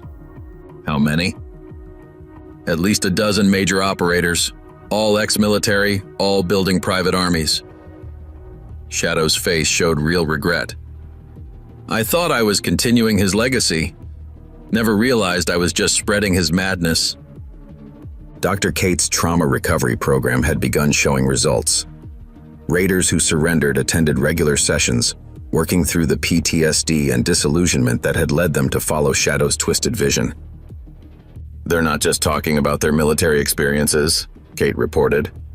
They're processing why they chose to use those skills for intimidation instead of protection. Tom's veterans had expanded their support network, integrating former raiders into legitimate security work. Their tactical knowledge proved valuable for training civilian volunteers in proper defensive techniques.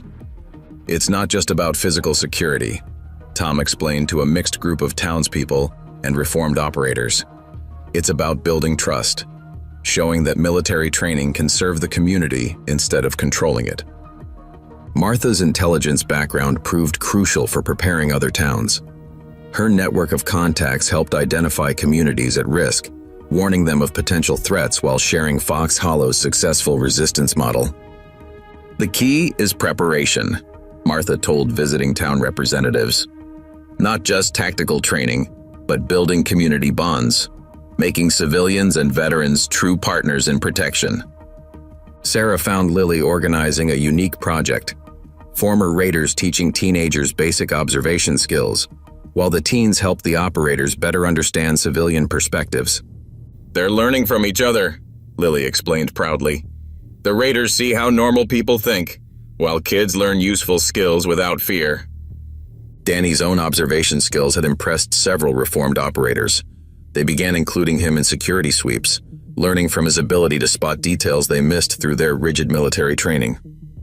The boy sees things differently, Storm admitted. Makes us question our assumptions about civilian capabilities. The town council meeting that evening addressed larger implications of their victory.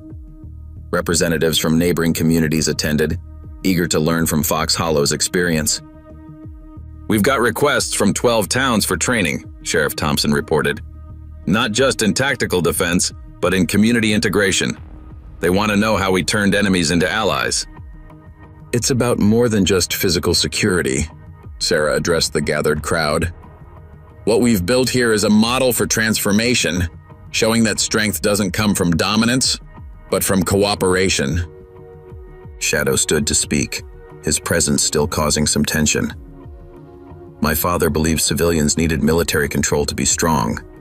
Fox Hollow proved the opposite, that communities become strongest when warriors choose to protect rather than dominate. The discussion turned to expanding their program. Tom's veterans would coordinate tactical training, while Dr. Kate's trauma team helped other towns establish support systems for reformed operators. We're not just defending against threats, Martha explained. We're preventing them by showing a better path, helping lost warriors find purpose in protection instead of control. Sarah watched her children moving confidently through the meeting. Lily coordinated with other towns' youth programs, while Danny shared his observation techniques with visiting security teams. The raiders who surrendered, Danny reported quietly to his mother. They're not just changing themselves, they're actively trying to prevent others from following their old path. Because they've learned the most important lesson, Sarah replied. That true strength isn't about having power over others. It's about helping others find their own power, Lily finished. The meeting concluded with concrete plans for expansion.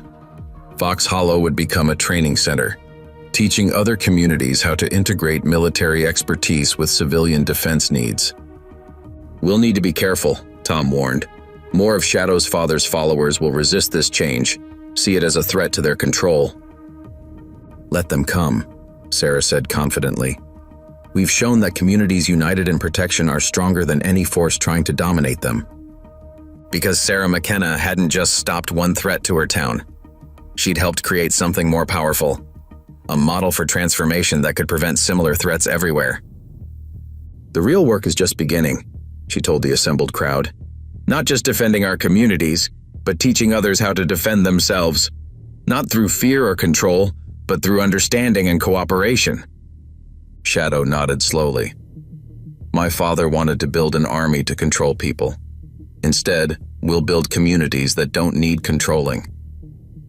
Fox Hollow's example was already spreading, showing other towns that true security doesn't come from submitting to strength. It comes from learning how to be strong together. 2 weeks after establishing their training program, Fox Hollow faced its first major test. Representatives from 6 threatened communities had arrived for defense training when Martha's intelligence network detected incoming threats. 3 different groups converging, Martha reported, spreading surveillance photos across the command center table. All ex-military, all following Shadow's father's doctrine. They're not happy about our rehabilitation program. Makes sense. Tom analyzed the tactical data. We're not just defending communities anymore. We're actively undermining their recruitment, showing their operators a better path. Sarah studied the approach vectors, noting the professional precision. They're not just coming to attack. This is a statement, trying to show other towns that resistance is futile. Mom, Danny's voice carried urgency through their new communication system. Their advanced teams are different, not just bikers or mercenaries. These are full tactical units. Shadow confirmed the observation grimly. Elite operators, men I trained with. They see Fox Hollow as a direct challenge to their ideology of military control. Dr. Kate arrived with fresh intelligence from her medical network. They're hitting other towns too, trying to isolate us, prevent our training program from spreading. But they've made one critical mistake, Sarah noted, watching the tactical displays. They think they're attacking a single defended town, when really they're facing a community of defenders, Lily finished, coordinating the youth observation teams she'd established. The first probing attacks came at dawn. Professional operators testing Fox Hollow's defenses, expecting to find amateur resistance. Instead, they encountered integrated defense networks, civilians and veterans working in perfect coordination. West team neutralized, Tom reported with satisfaction. Former raiders intercepted them using their own tactics against them. No casualties. South approach blocked, Storm added, now fully committed to defending his new community. They're good, but they don't understand what they're really fighting. Sarah watched more attacking teams encounter Fox Hollow's transformed defense capabilities. Former enemies now worked seamlessly together, military precision enhanced by civilian creativity. "They're adapting," Shadow warned, monitoring enemy communications. Realizing this isn't a normal civilian target, switching to advanced tactical protocols. "Good," Sarah smiled slightly. "That's exactly what we prepared for." Around town, Fox Hollow demonstrated the effectiveness of their new integration model. Visiting towns watched in amazement as shopkeepers coordinated complex defensive maneuvers, while reformed raiders provided tactical support to civilian security teams.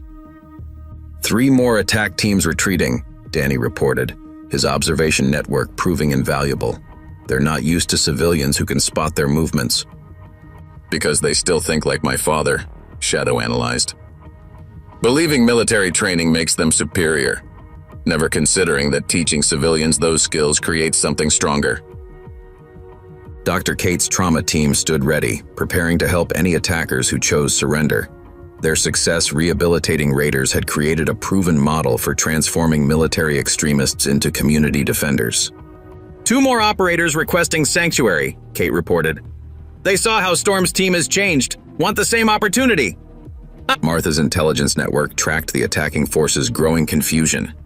Elite operators trained to dominate civilians found themselves facing something unprecedented: communities that could defend themselves professionally.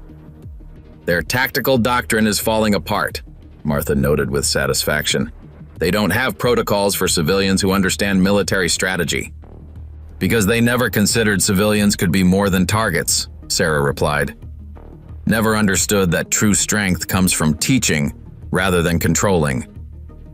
Lily's youth teams demonstrated the effectiveness of their new training. Teenagers spotted and reported enemy movements with remarkable accuracy, their natural observation skills enhanced by professional tactical education. "The visiting towns are amazed," Lily reported proudly. "Seeing how we've integrated military expertise with civilian defense, they want to start similar programs immediately." The attacking force's command structure began to crumble as more operators encountered Fox Hollow's transformed defense capabilities. Sarah watched their tactical formations dissolve, professional precision giving way to confusion. "They're breaking," Tom confirmed. "Not just tactically. Their whole ideology is being challenged. Seeing military training used to empower civilians instead of control them." "Just like I had to learn," Shadow added quietly. "That real strength isn't about dominating others. It's about helping them become strong themselves." The final attack attempt demonstrated the completeness of their victory.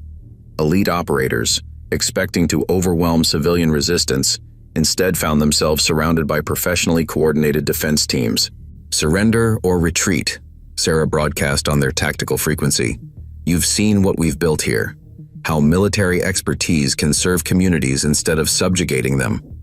"You're betraying everything we were taught," the enemy commander responded bitterly. "Military power is meant to control, not cooperate." "No," Sarah countered. "We're fulfilling our real purpose, protecting people by teaching them to protect themselves." More operators chose surrender, seeing the truth demonstrated in Fox Hollow's transformed community. Dr. Kate's teams began immediate trauma support, while Tom's veterans welcomed new members to their rehabilitation program. 6 more towns requesting our training program, Martha reported as the crisis wound down. Word spreading about how we handled this attack, communities realizing they don't have to submit to military intimidation. Sarah watched the visiting town representatives absorbing the lessons of Fox Hollow's defense. They'd come seeking tactical training, but were learning something more valuable: how to transform communities from victims into protectors. "We'll need to expand our programs," Tom noted. "More towns means more reformed operators needing support, more civilians requiring tactical education." "And more threats from those resisting this change," Shadow warned. "Other followers of my father's doctrine won't accept their power being undermined." "Let them come," Sarah replied confidently. "Every attack just proves our model works, shows more communities they can stand strong against military intimidation." Because Sarah McKenna hadn't just created a defense program. She'd initiated a transformation in how communities view security, not through submission to strength, but through learning to be strong together.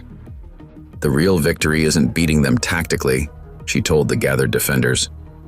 It's showing them a better way, teaching them that true power comes from protection, not control. And that the strongest communities, Lily added, are the ones where everyone learns to be strong. While watching out for each other, Danny concluded. Fox Hollow had become more than just a defended town. It was now a beacon of transformation, showing others that security isn't achieved through fear or domination. It's achieved by helping everyone discover their own strength and teaching them to use it wisely together. A red dawn broke over Fox Hollow as surveillance feeds lit up with incoming threats. Elite tactical teams had breached the outer perimeter of 3 trained communities simultaneously, while Fox Hollow itself faced its most dangerous challenge yet.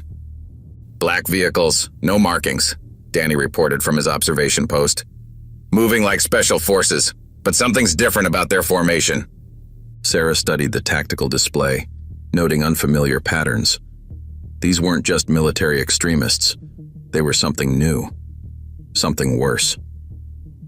Blackwater veterans, Shadow identified grimly. Private military contractors who worked with my father. Men who turned warfare into a business. The first attack came without warning. Precision shots disabled Fox Hollow's power grid, while EMP devices killed their communications. Professional work, executed with cold efficiency. They're not here to intimidate, Tom assessed, deploying his veterans to defensive positions. This is a surgical strike team. They're here to eliminate the source of resistance. East Side breach! Lily's voice crackled through their backup radio. They've got something new. Sound weapons, crowd control tech, military prototype gear. Sarah moved through pre-planned evacuation routes, coordinating the town's defense. These weren't raiders they could rehabilitate. These were hardened mercenaries who'd chosen this life with clear minds and cold hearts. They're targeting specific buildings, Dr. Kate reported, securing the medical center, training facilities, command posts. They've studied our operation. Because we've become too successful, Martha confirmed, destroying sensitive documents. Other private military companies are losing contracts. Communities are choosing our defense program instead. The mercenaries moved with lethal grace, using tactics Sarah had never encountered. Their gear and training represented the cutting edge of military technology, backed by corporate money and political influence. They've got our files, Storm reported urgently. Names of contacts, locations of other trained communities, everything. No, Danny corrected, his observation skills proving crucial again. They think they do, but those are the decoy servers Mom set up last month. Sarah allowed herself a small smile. The mercenaries were professionals, but they were still thinking conventionally, still unable to grasp how completely Fox Hollow had transformed. North team entering the kill zone, Lily reported with cold precision. Her youth network had laid careful traps, using the mercenaries' own professionalism against them. The first team breached the community center, expecting to find civilian resistance. Instead, they encountered reformed raiders working seamlessly with local defenders, military precision enhanced by intimate knowledge of the terrain. They're adapting, Shadow warned, monitoring enemy communications, switching to some kind of enhanced tactical system, neural net coordination. Good, Sarah replied, moving to her prepared position. Let them depend on technology, while we rely on something they can't compute, human connection. The mercenaries' second wave hit harder, using sonic weapons and disorientation devices. But Fox Hollow's defenders had trained for this, using old-school techniques that didn't rely on modern equipment. West team neutralized, Tom reported with professional satisfaction. Their gear's impressive, but they fight like machines. No creativity, no adaptation.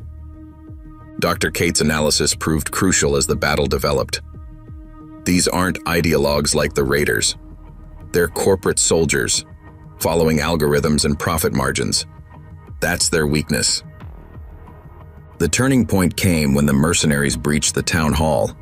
Their tactical software predicted standard defensive responses, calculated optimal attack vectors.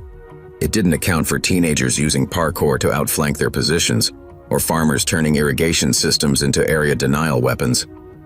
They're losing tactical cohesion, Danny observed. Their formations breaking down, like they don't know how to handle unpredictable responses. Shadow watched his former colleagues struggle against Fox Hollow's integrated defense. They've got better training, better equipment, better everything.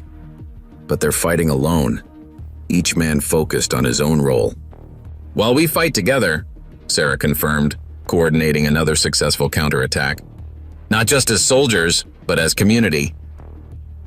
The mercenaries' command structure began to fracture as more of their tactical assumptions failed. Their neural net couldn't process defenders who didn't follow standard combat protocols, who mixed military precision with civilian improvisation. They're calling in gunships, Martha reported tensely. Private military helicopters, coming in fast. But Sarah had prepared for this too. The approaching helicopters found their targeting systems confused by precisely placed reflectors, their communications scrambled by repurposed farm equipment. Remember what you taught us, Mom? Lily's voice carried pride. Sometimes the best defense isn't high technology. It's knowing exactly what you're protecting, Danny finished, directing another successful ambush. The mercenaries' final push demonstrated their fatal flaw. Perfect soldiers fighting with perfect precision, unable to adapt when their tactical software encountered human unpredictability. Fox Hollow's defenders didn't just repel them, they systematically dismantled their entire operational doctrine, showed that all the military technology in the world means nothing against people fighting with both skill and heart. Corporate leader calling for extraction, Storm reported with satisfaction. Their whole tactical models failed. Sarah watched the mercenaries retreat, their perfect formation broken by simple farming tools and determined civilians. They'd brought cutting-edge military technology to eliminate resistance. Instead, they'd learned that true strength can't be calculated by computers or bought with corporate money. It comes from something more fundamental, people standing together, fighting not for profit, but for home. We'll need to warn other communities, Tom noted as they secured the town. More companies will try this approach. Let them come, Sarah replied confidently. They can bring all the technology they want. They'll never understand what really makes people strong. Because Sarah McKenna hadn't just created a defense program. She'd shown that the most sophisticated military training means nothing without the human element that corporate soldiers could never understand. In Fox Hollow, that simple truth had just defeated the most expensive private military operation ever attempted against a civilian target. Not through superior equipment or training, but through the one thing mercenaries could never calculate: the power of a community fighting together. Fox Hollow's morning calm shattered as emergency sirens blared across town. Bank accounts frozen, power grid compromised, communications intercepted. The attack wasn't coming from mercenaries or extremists this time. It was coming through computers and corporate boardrooms. They're hitting every trained community simultaneously, Martha reported, monitoring encrypted channels. Freezing assets, shutting down utilities, blocking supply lines. This is economic warfare. Sarah studied the tactical feeds showing similar patterns across multiple states. Private military companies had realized they couldn't defeat these communities with force. Now they were trying to strangle them financially. Government contracts just got pulled from every business supporting our program, Dr. Kate announced grimly.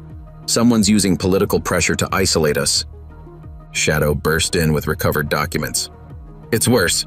Remember those corporate mercenaries who attacked last week? They're owned by Blackbridge Industries, my father's old weapons supplier. Danny's voice cut through their comms. Mom, spotted 3 teams doing something weird with the power lines. They're not cutting them. They're adding something. Network taps, Tom confirmed after checking. High-tech surveillance gear. They're gathering intelligence on everyone who's helped us. Lily coordinated with other communities through backup channels.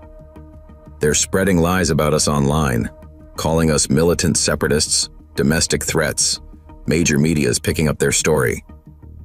Sarah watched years of careful work being dismantled by corporate lawyers and media spin. But she'd prepared for this too, just not in ways her enemies expected. "Launch Operation Paper Trail," she commanded. Martha smiled grimly and activated a hidden protocol. Suddenly, encrypted servers across the country began releasing documents. Evidence of corporate corruption, illegal weapons sales, political bribes. Blackbridge's stock is crashing, Storm reported with satisfaction. Their shareholders are panicking. Board members are resigning. "Because they forgot the most basic rule of intelligence," Martha added. "Always know what secrets your enemies have collected about you." The corporate assault faltered as their own hidden activities became public. But Sarah knew this was just the first wave. More sophisticated attacks would follow. Danny's observation network spotted them first.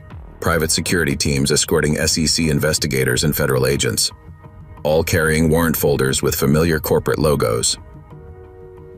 They're trying to use the system against us, Dr. Kate analyzed. Turn our own government into their weapon.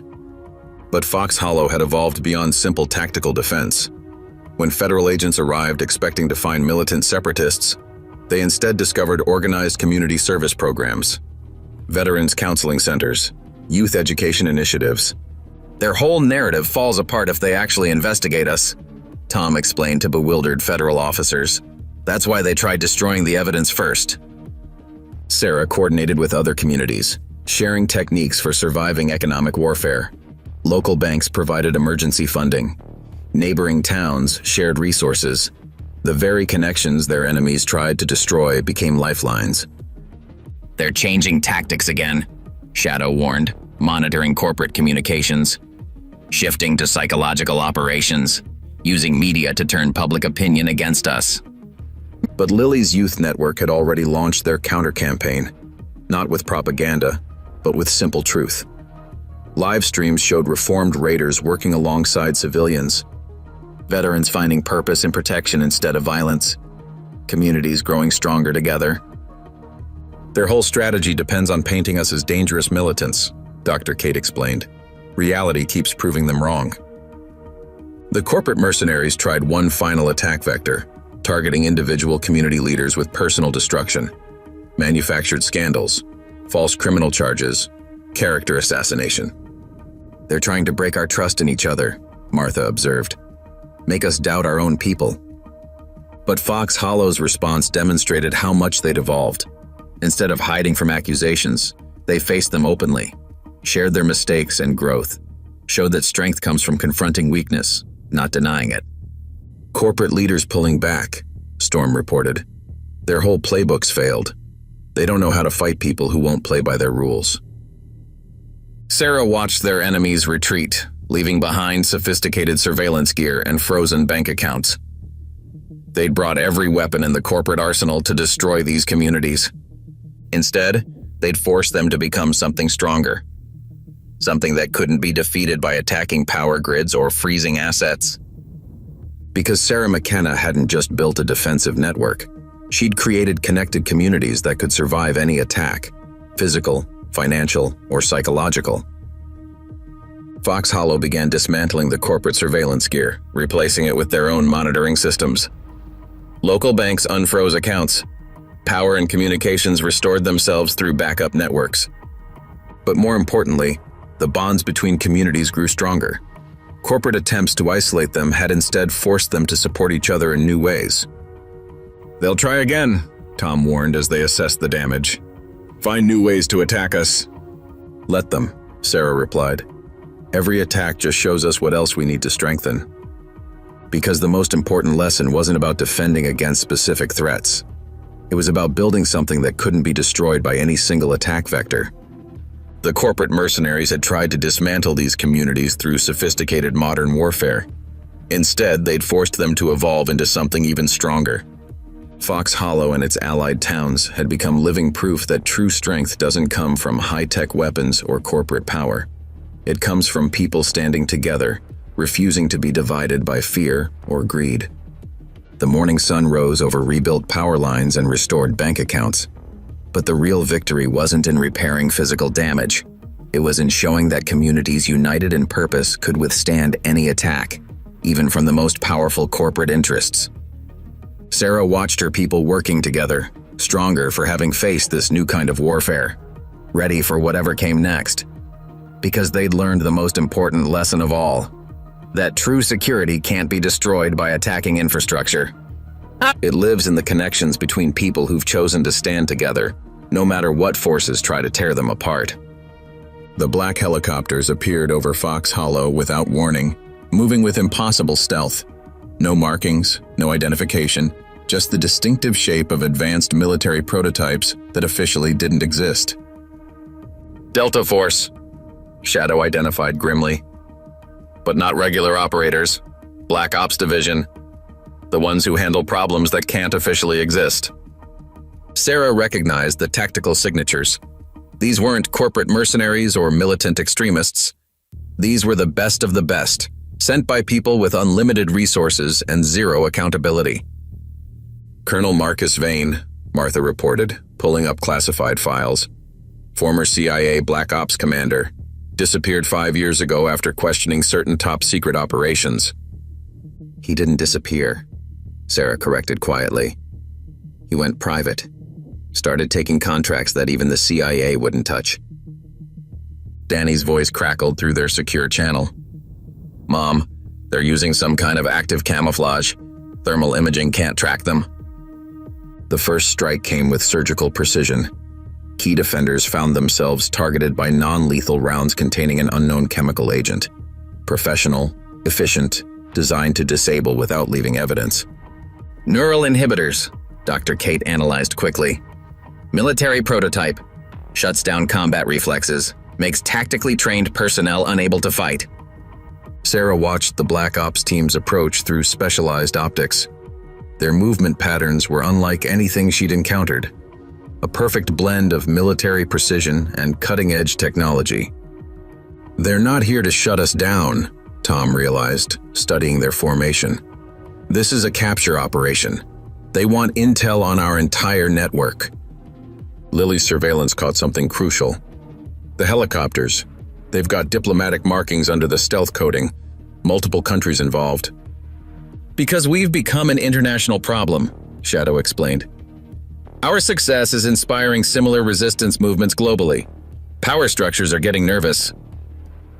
The Black Ops team breached Fox Hollow's outer defenses using classified infiltration tech. But Sarah had prepared for this too, in ways that went beyond normal tactical response. Execute Protocol Omega, she commanded. Across town, hidden systems activated. Not weapons or defenses, but something more sophisticated. A dead man's switch releasing encrypted files to key international journalists. Insurance policy, Martha explained as alerts lit up worldwide. Try to disappear us, and every black project for the last 30 years goes public. Colonel Vane's voice cut through their comms, professional and cold. Impressive setup, McKenna. But you're interfering with power structures you don't understand. I understand perfectly, Sarah replied. You're not here because we're a threat. You're here because we're an example, showing people they don't need to submit to control. The Black Ops team's advance faltered as more encrypted files hit the internet. Documents exposing classified operations, money trails linking intelligence agencies to criminal enterprises, evidence that would topple governments. Stand down, Vane commanded his team. Situation's compromised. We're burned. But Sarah recognized the tactical shift in their formation. They're not retreating. They're switching to wet work protocols. Complete elimination of targets and evidence. Danny's observation network caught the change first. They're deploying some kind of gas. Doesn't show up on normal sensors. It's not gas, Dr. Kate realized in horror. It's engineered bacteria, designed to target specific DNA sequences. They're trying to make this look like a natural outbreak. Sarah faced a decision that went beyond normal tactical response. The Black Ops team had to be stopped, but engaging them would risk exposing her own classified background. You can't win this one. Vane's voice carried cold certainty. We've got authorization from the highest levels. No limits, no restrictions. That's where you're wrong, Sarah replied. You've got authorization from people who need secrets to maintain power. We've got something stronger. The truth hit international media like a tsunami. Not just leaked files, but live broadcasts showing Black Ops teams attacking American civilians. Diplomatic crises erupted as multiple governments found themselves exposed. They're pulling back, Tom reported with grim satisfaction. Too much exposure. Can't maintain deniability. But Sarah knew this was just the beginning. They'd forced international power structures to reveal themselves. The response would be severe. More teams will come, Shadow warned. Different agencies, different countries. We've become a global problem. No, Sarah corrected. We've become a global solution, showing people everywhere that resistance is possible.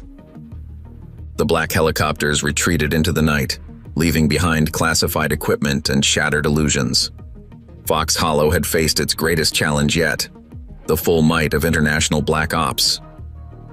They'll try to discredit us, Martha warned. Turn public opinion against us. Make us look like dangers to society. Let them try, Lily replied confidently. Truth is harder to kill than they realize.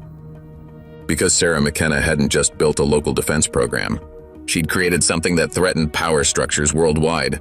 Proof that communities could resist even the most sophisticated control systems. The morning sun rose over Fox Hollow as cleanup teams secured abandoned Black Ops gear. But the real victory wasn't in defeating one classified team. It was in showing the world that even the most secret government operations could be exposed and defeated by determined communities standing together. And the battle for Fox Hollow had just become a battle for something much larger. The right of people everywhere to resist control, no matter how powerful the forces arrayed against them. Sunrise over Fox Hollow revealed an unusual silence. No traffic on normally busy streets. No signals on any communication frequency. The entire town had gone dark as international intelligence agencies launched their most sophisticated operation yet. British MI6 teams on the north perimeter, Martha reported. Russian FSB to the east. Chinese MSS operatives moving through the industrial district. They're all working together. Sarah studied satellite imagery showing similar patterns worldwide. Communities that had adopted their defense program found themselves targeted by coordinated intelligence operations. Senate hearing starts in 1 hour, Tom announced grimly. They're trying to declare us a terrorist organization. Got 3 generals and a CIA director ready to testify. Lily's network intercepted classified diplomatic cables. Mom, they're offering other countries special trade deals. Payment for helping shut us down. Because we've evolved beyond their control, Shadow explained, decoding more transmissions. When communities can defend themselves, governments lose power. Danny's observation teams caught the first infiltration attempt. United Nations peacekeepers at the checkpoints, but their gear's wrong. These are private military contractors in stolen uniforms. The International Task Force moved with unprecedented coordination. Elite operators from a dozen agencies, each bringing their own specialized tactics and technology. They're deploying something new, Dr. Kate warned, analyzing atmospheric readings. Sophisticated bioweapons, targeting specific genetic markers. Sarah faced a decision point that went beyond normal tactical response. These weren't just military threats. This was the full force of international power structures trying to maintain control. Got a message from an NSA whistleblower, Martha reported urgently. Operation Clean Slate, total information warfare. They're erasing our entire digital existence. Bank records disappeared. Social media accounts vanished. Official documents changed to paint community leaders as dangerous extremists. A coordinated attempt to erase not just Fox Hollow's defense program, but proof it ever existed. They're not just attacking us, Tom realized. They're trying to erase the very idea that communities can defend themselves. Sarah watched elite operators moving into position with lethal grace. Each team brought tactics she'd never encountered, technology that shouldn't exist. But they'd made one critical miscalculation. Execute Protocol Sunset, she commanded. Across Fox Hollow, hidden systems activated. Not weapons or defenses, but something more powerful. Truth broadcast globally. Live feeds showed international hit teams attacking American civilians. Classified documents exposed decades of government experimentation. Evidence that would shatter public trust in official institutions. They're adapting, Shadow warned as elite operators switched tactics. Moving to full suppression protocols. No more concern about public opinion. The International Task Force deployed sonic weapons and neural disruptors, cutting-edge technology designed to incapacitate resistance without leaving evidence. But Sarah had prepared for this too. Now, she commanded. Around Fox Hollow, civilians demonstrated new strength, not through military tactics, but through unshakable unity. Neighbors protecting neighbors, communities standing together. It's spreading, Lily reported with fierce pride. Other towns are broadcasting too, showing the world what real resistance looks like. The Senate hearing dissolved into chaos as evidence hit public networks. Generals found their classified programs exposed. Intelligence directors faced questions about illegal operations. They're pulling back, Danny observed as elite operators retreated. Their whole tactical doctrine depends on secrecy. They can't function in the light. Dr. Kate's medical network exposed decades of classified research, experiments on civilians, tests of control technologies, evidence that would destroy public trust in government institutions. More communities are joining the resistance, Martha reported. Not just here, globally.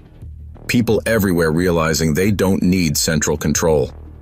The International Task Force withdrew as their classified operations faced worldwide exposure. Elite operators trained in secrecy found themselves unable to function under public scrutiny. This isn't over, Shadow warned as surveillance showed more forces gathering. They'll try something bigger, something final. Let them come, Sarah replied calmly. Every attack just proves our point, shows people everywhere that resistance is possible. Because Sarah McKenna hadn't just built a defense program, she'd created something that threatened power structures worldwide. Proof that communities could resist even the most sophisticated control systems.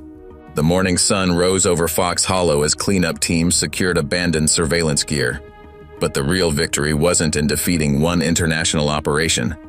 It was in showing the world that even the most powerful government agencies could be exposed and defeated by determined communities standing together.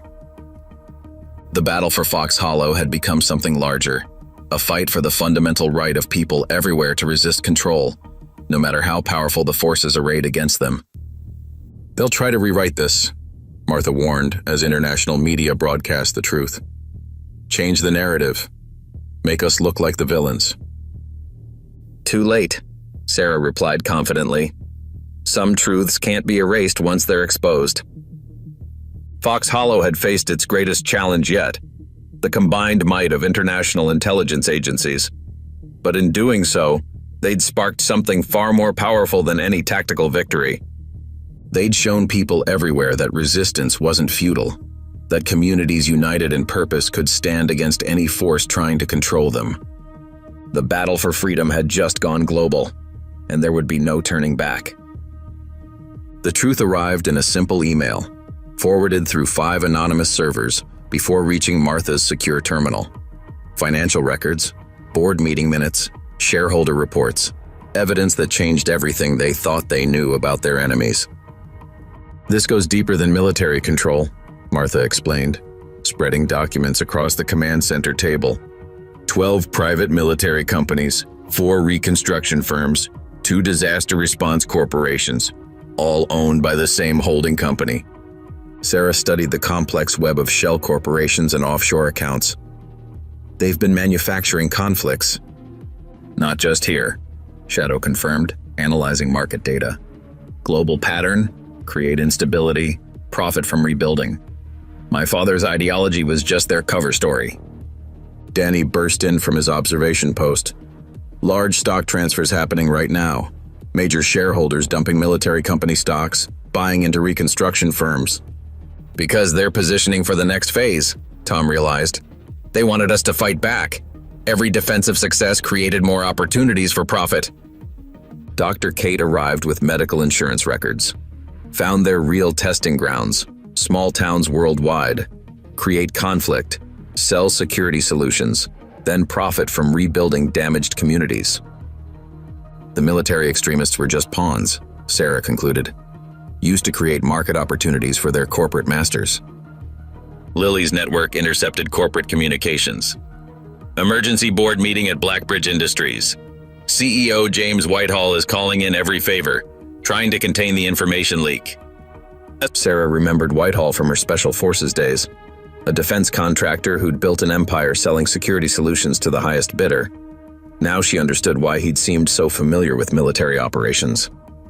He's not just profiting from conflict, Shadow realized, studying more documents. He's been engineering it, using men like my father to create markets for his companies. Market analysts worldwide noticed unusual trading patterns.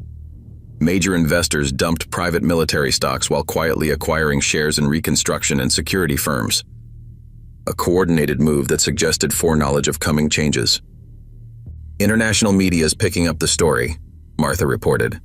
Financial journalists connecting dots we exposed. Corporate empire built on manufactured conflict. Sarah watched global markets react as more evidence emerged.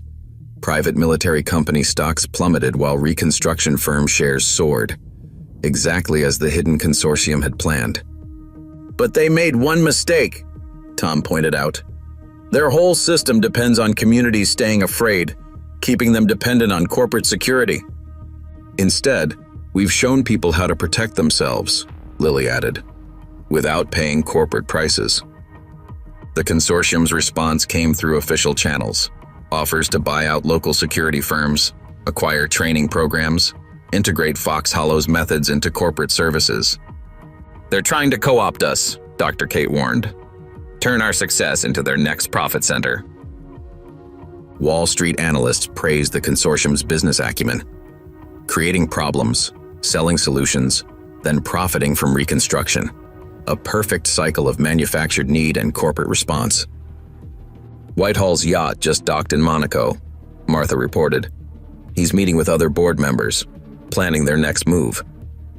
Sarah studied tactical data showing corporate response teams worldwide, not attacking anymore, repositioning for acquisition and integration, trying to absorb what they couldn't destroy.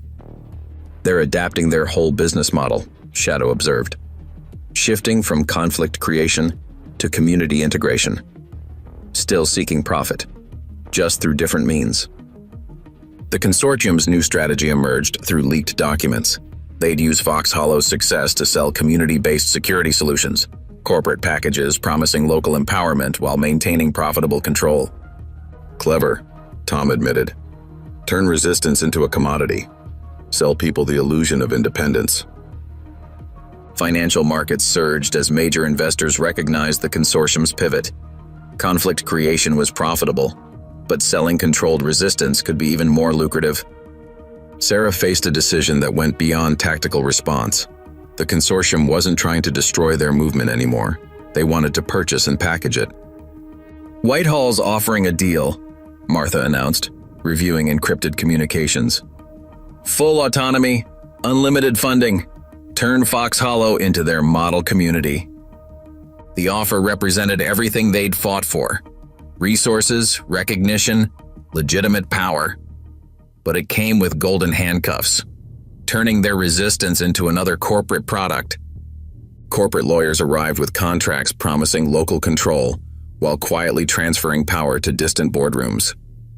A sophisticated attempt to transform genuine independence into managed opposition.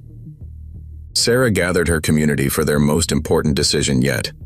Not about fighting physical enemies, but resisting a more insidious threat, the commodification of their own resistance.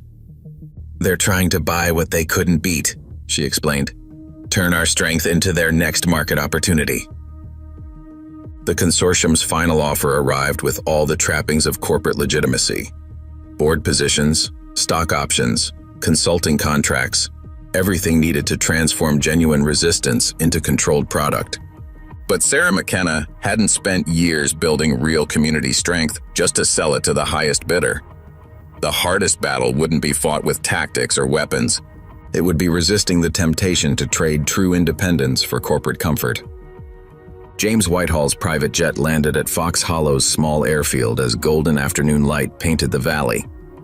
The CEO of Blackbridge Industries stepped onto the tarmac wearing an expertly tailored suit that cost more than most local farms earned in a year. Quite the operation you've built here, he observed, studying the town with calculating eyes. Genuine community defense, pure grassroots organization. Do you know how valuable that brand could be? Sarah met him at the airfield alone, noting the subtle signs of his own military background. Our community isn't for sale. Everything's for sale, Sarah. The question is price. Whitehall smiled professionally. Your former commanding officers speak very highly of your tactical abilities. Downtown, Danny observed corporate advance teams conducting market research. They're interviewing people about community empowerment products, trying to package our methods into training modules. Stock market's responding already, Martha reported through secure channels. Blackbridge's new community defense division is attracting major investors. They're selling the idea before they even own it. Whitehall toured Fox Hollow like a realtor assessing prime property. Think bigger than just this town. We could franchise your model globally, turn genuine resistance into a profitable enterprise. While maintaining corporate control, Sarah noted coldly. Control is such an ugly word. We prefer quality assurance. He gestured at the rebuilt town. You've proven communities can defend themselves. We want to help scale that success. Lily's network intercepted corporate marketing plans, sleek brochures promising authentic community empowerment through branded training programs, the commercialization of genuine independence. They're already selling franchise licenses, Dr. Kate warned. Other towns buying the right to implement approved versions of our methods. Shadow studied Blackbridge's business model with growing concern. They're not just selling security anymore. They're commodifying the very idea of resistance. Tom's veterans faced recruitment offers from Blackbridge's new division. Corporate positions promising to spread Fox Hollow's success while quietly ensuring it remained within profitable bounds. The beauty of it, Whitehall explained during lunch at the diner, is that we're giving people exactly what they want. The feeling of independence without the messy reality of actual autonomy. Sarah watched corporate analysts measuring their town's defensive capabilities, calculating how to transform hard-won knowledge into marketable products. Your methods work because they're real, Whitehall continued. Born from genuine need, proven in actual conflict. That authenticity is worth billions to the right investors. But he'd miscalculated the true source of Fox Hollow's strength. The town council meeting that evening demonstrated why their methods couldn't be packaged and sold. They want to turn our story into their marketing campaign, Martha explained to gathered residents. Sell other communities a corporate version of what we built ourselves. Corporate lawyers presented contracts promising local autonomy while establishing subtle corporate oversight. Golden handcuffs disguised as partnership opportunities. Think of your children's future, Whitehall urged. College funds, trust accounts, generational wealth, all for simply sharing what you've already built. The moment of decision crystallized around a simple truth. Genuine independence can't be marketed or sold. It has to be earned through shared struggle and collective growth. Your offer is generous, Sarah told Whitehall as sunset painted the valley. But you're trying to purchase something that can't be bought. Everything has a price, he insisted. Name yours. That's why you'll never understand what we've built here. Sarah gestured at neighbors helping neighbors, reformed raiders working alongside former victims. Real community strength can't be franchised. Whitehall's corporate mask cracked slightly. Don't be naive. You're turning down billions in potential revenue, the chance to influence global security markets. No, Sarah corrected. We're preserving something more valuable, genuine independence, the kind that can't be packaged or sold. The corporate jets departed carrying rejected contracts and frustrated executives. But Sarah knew this wasn't the end. Blackbridge would find other communities willing to trade independence for investment. They'll keep trying, Shadow warned. Find ways to profit from resistance movements worldwide. Let them try, Sarah replied. Real strength will always prove more powerful than corporate imitations. Because the truth that Whitehall and his investors couldn't grasp was simple. Genuine community power grows from shared struggle and collective effort. It can't be manufactured, marketed, or sold. Fox Hollow had faced its greatest test yet, resisting not just physical force, but the seductive promise of corporate wealth and legitimacy. Their choice would inspire other communities to reject packaged solutions in favor of earned independence. The battle for genuine freedom would continue, but with a deeper understanding. True strength isn't found in corporate boardrooms or marketing campaigns. It grows in communities that choose authentic independence over profitable imitation. 1 year after rejecting Blackbridge's offer, Fox Hollow stood transformed. Not into a corporate franchise or packaged security product, but something far more meaningful, a blueprint for genuine community independence. Morning sunlight streamed through the windows of their new community center as Sarah reviewed reports from towns worldwide. Not corporate licensees or branded franchises, but independent communities that had found their own paths to strength. 6 more corporate security firms went bankrupt this quarter, Martha announced. Their whole business model's collapsing. Communities are choosing independence over packaged protection. Shadow studied market reports showing the shifting landscape. Blackbridge's stock hit another record low. Whitehall resigned under shareholder pressure. The age of corporate security monopolies is ending. Danny entered with fresh intelligence. Those corporate training centers they built, communities are turning them into independent defense schools, teaching each other instead of buying programs. The transformation went deeper than just security. Towns that had rejected corporate packages discovered their own ways to build strength, each unique to their local needs and culture. That's what Whitehall never understood, Dr. Kate observed. Genuine community power can't be standardized or mass-produced.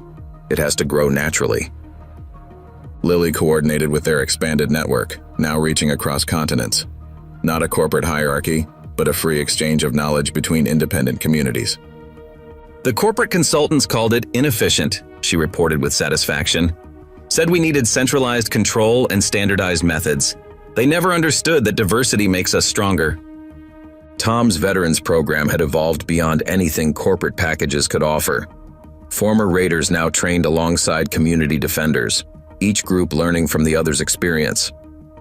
Blackbridge tried copying our methods, Tom explained to visiting town representatives.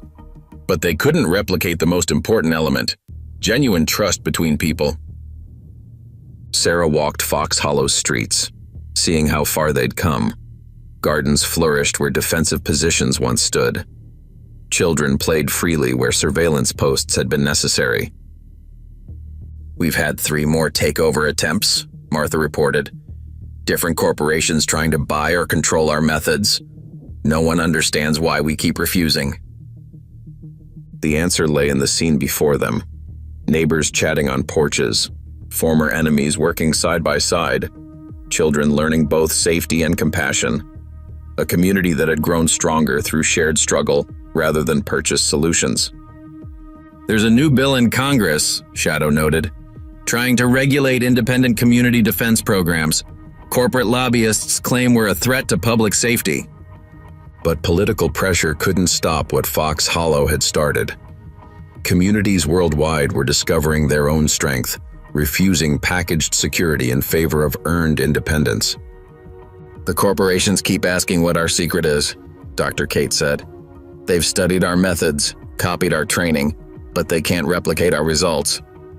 Because the real secret wasn't in tactics or techniques. It was in the connections forged through shared struggle. The trust built between former enemies, the strength that grows only through genuine community effort. Sarah gathered her people for a final decision. After a year of proving their model worked, it was time to step into a larger role. Not as corporate trainers or packaged experts, but as living proof that communities could find their own paths to strength. Other towns keep asking us to share our formula, she told the gathered crowd. But that would defeat the purpose. Real independence can't be taught through programs or packages. It has to be discovered, Lilly added. Each community finding its own way. While supporting each other, Danny finished. The sun set over Fox Hollow as Sarah looked toward the future. They had shown that genuine community strength couldn't be bought, sold, or packaged. It had to be earned through collective effort and shared purpose.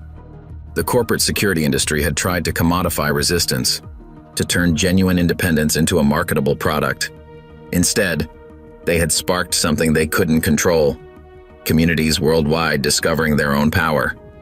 Sarah watched children playing freely in the evening light, former enemies sharing meals as friends, neighbors helping neighbors build something stronger than any corporate package could provide.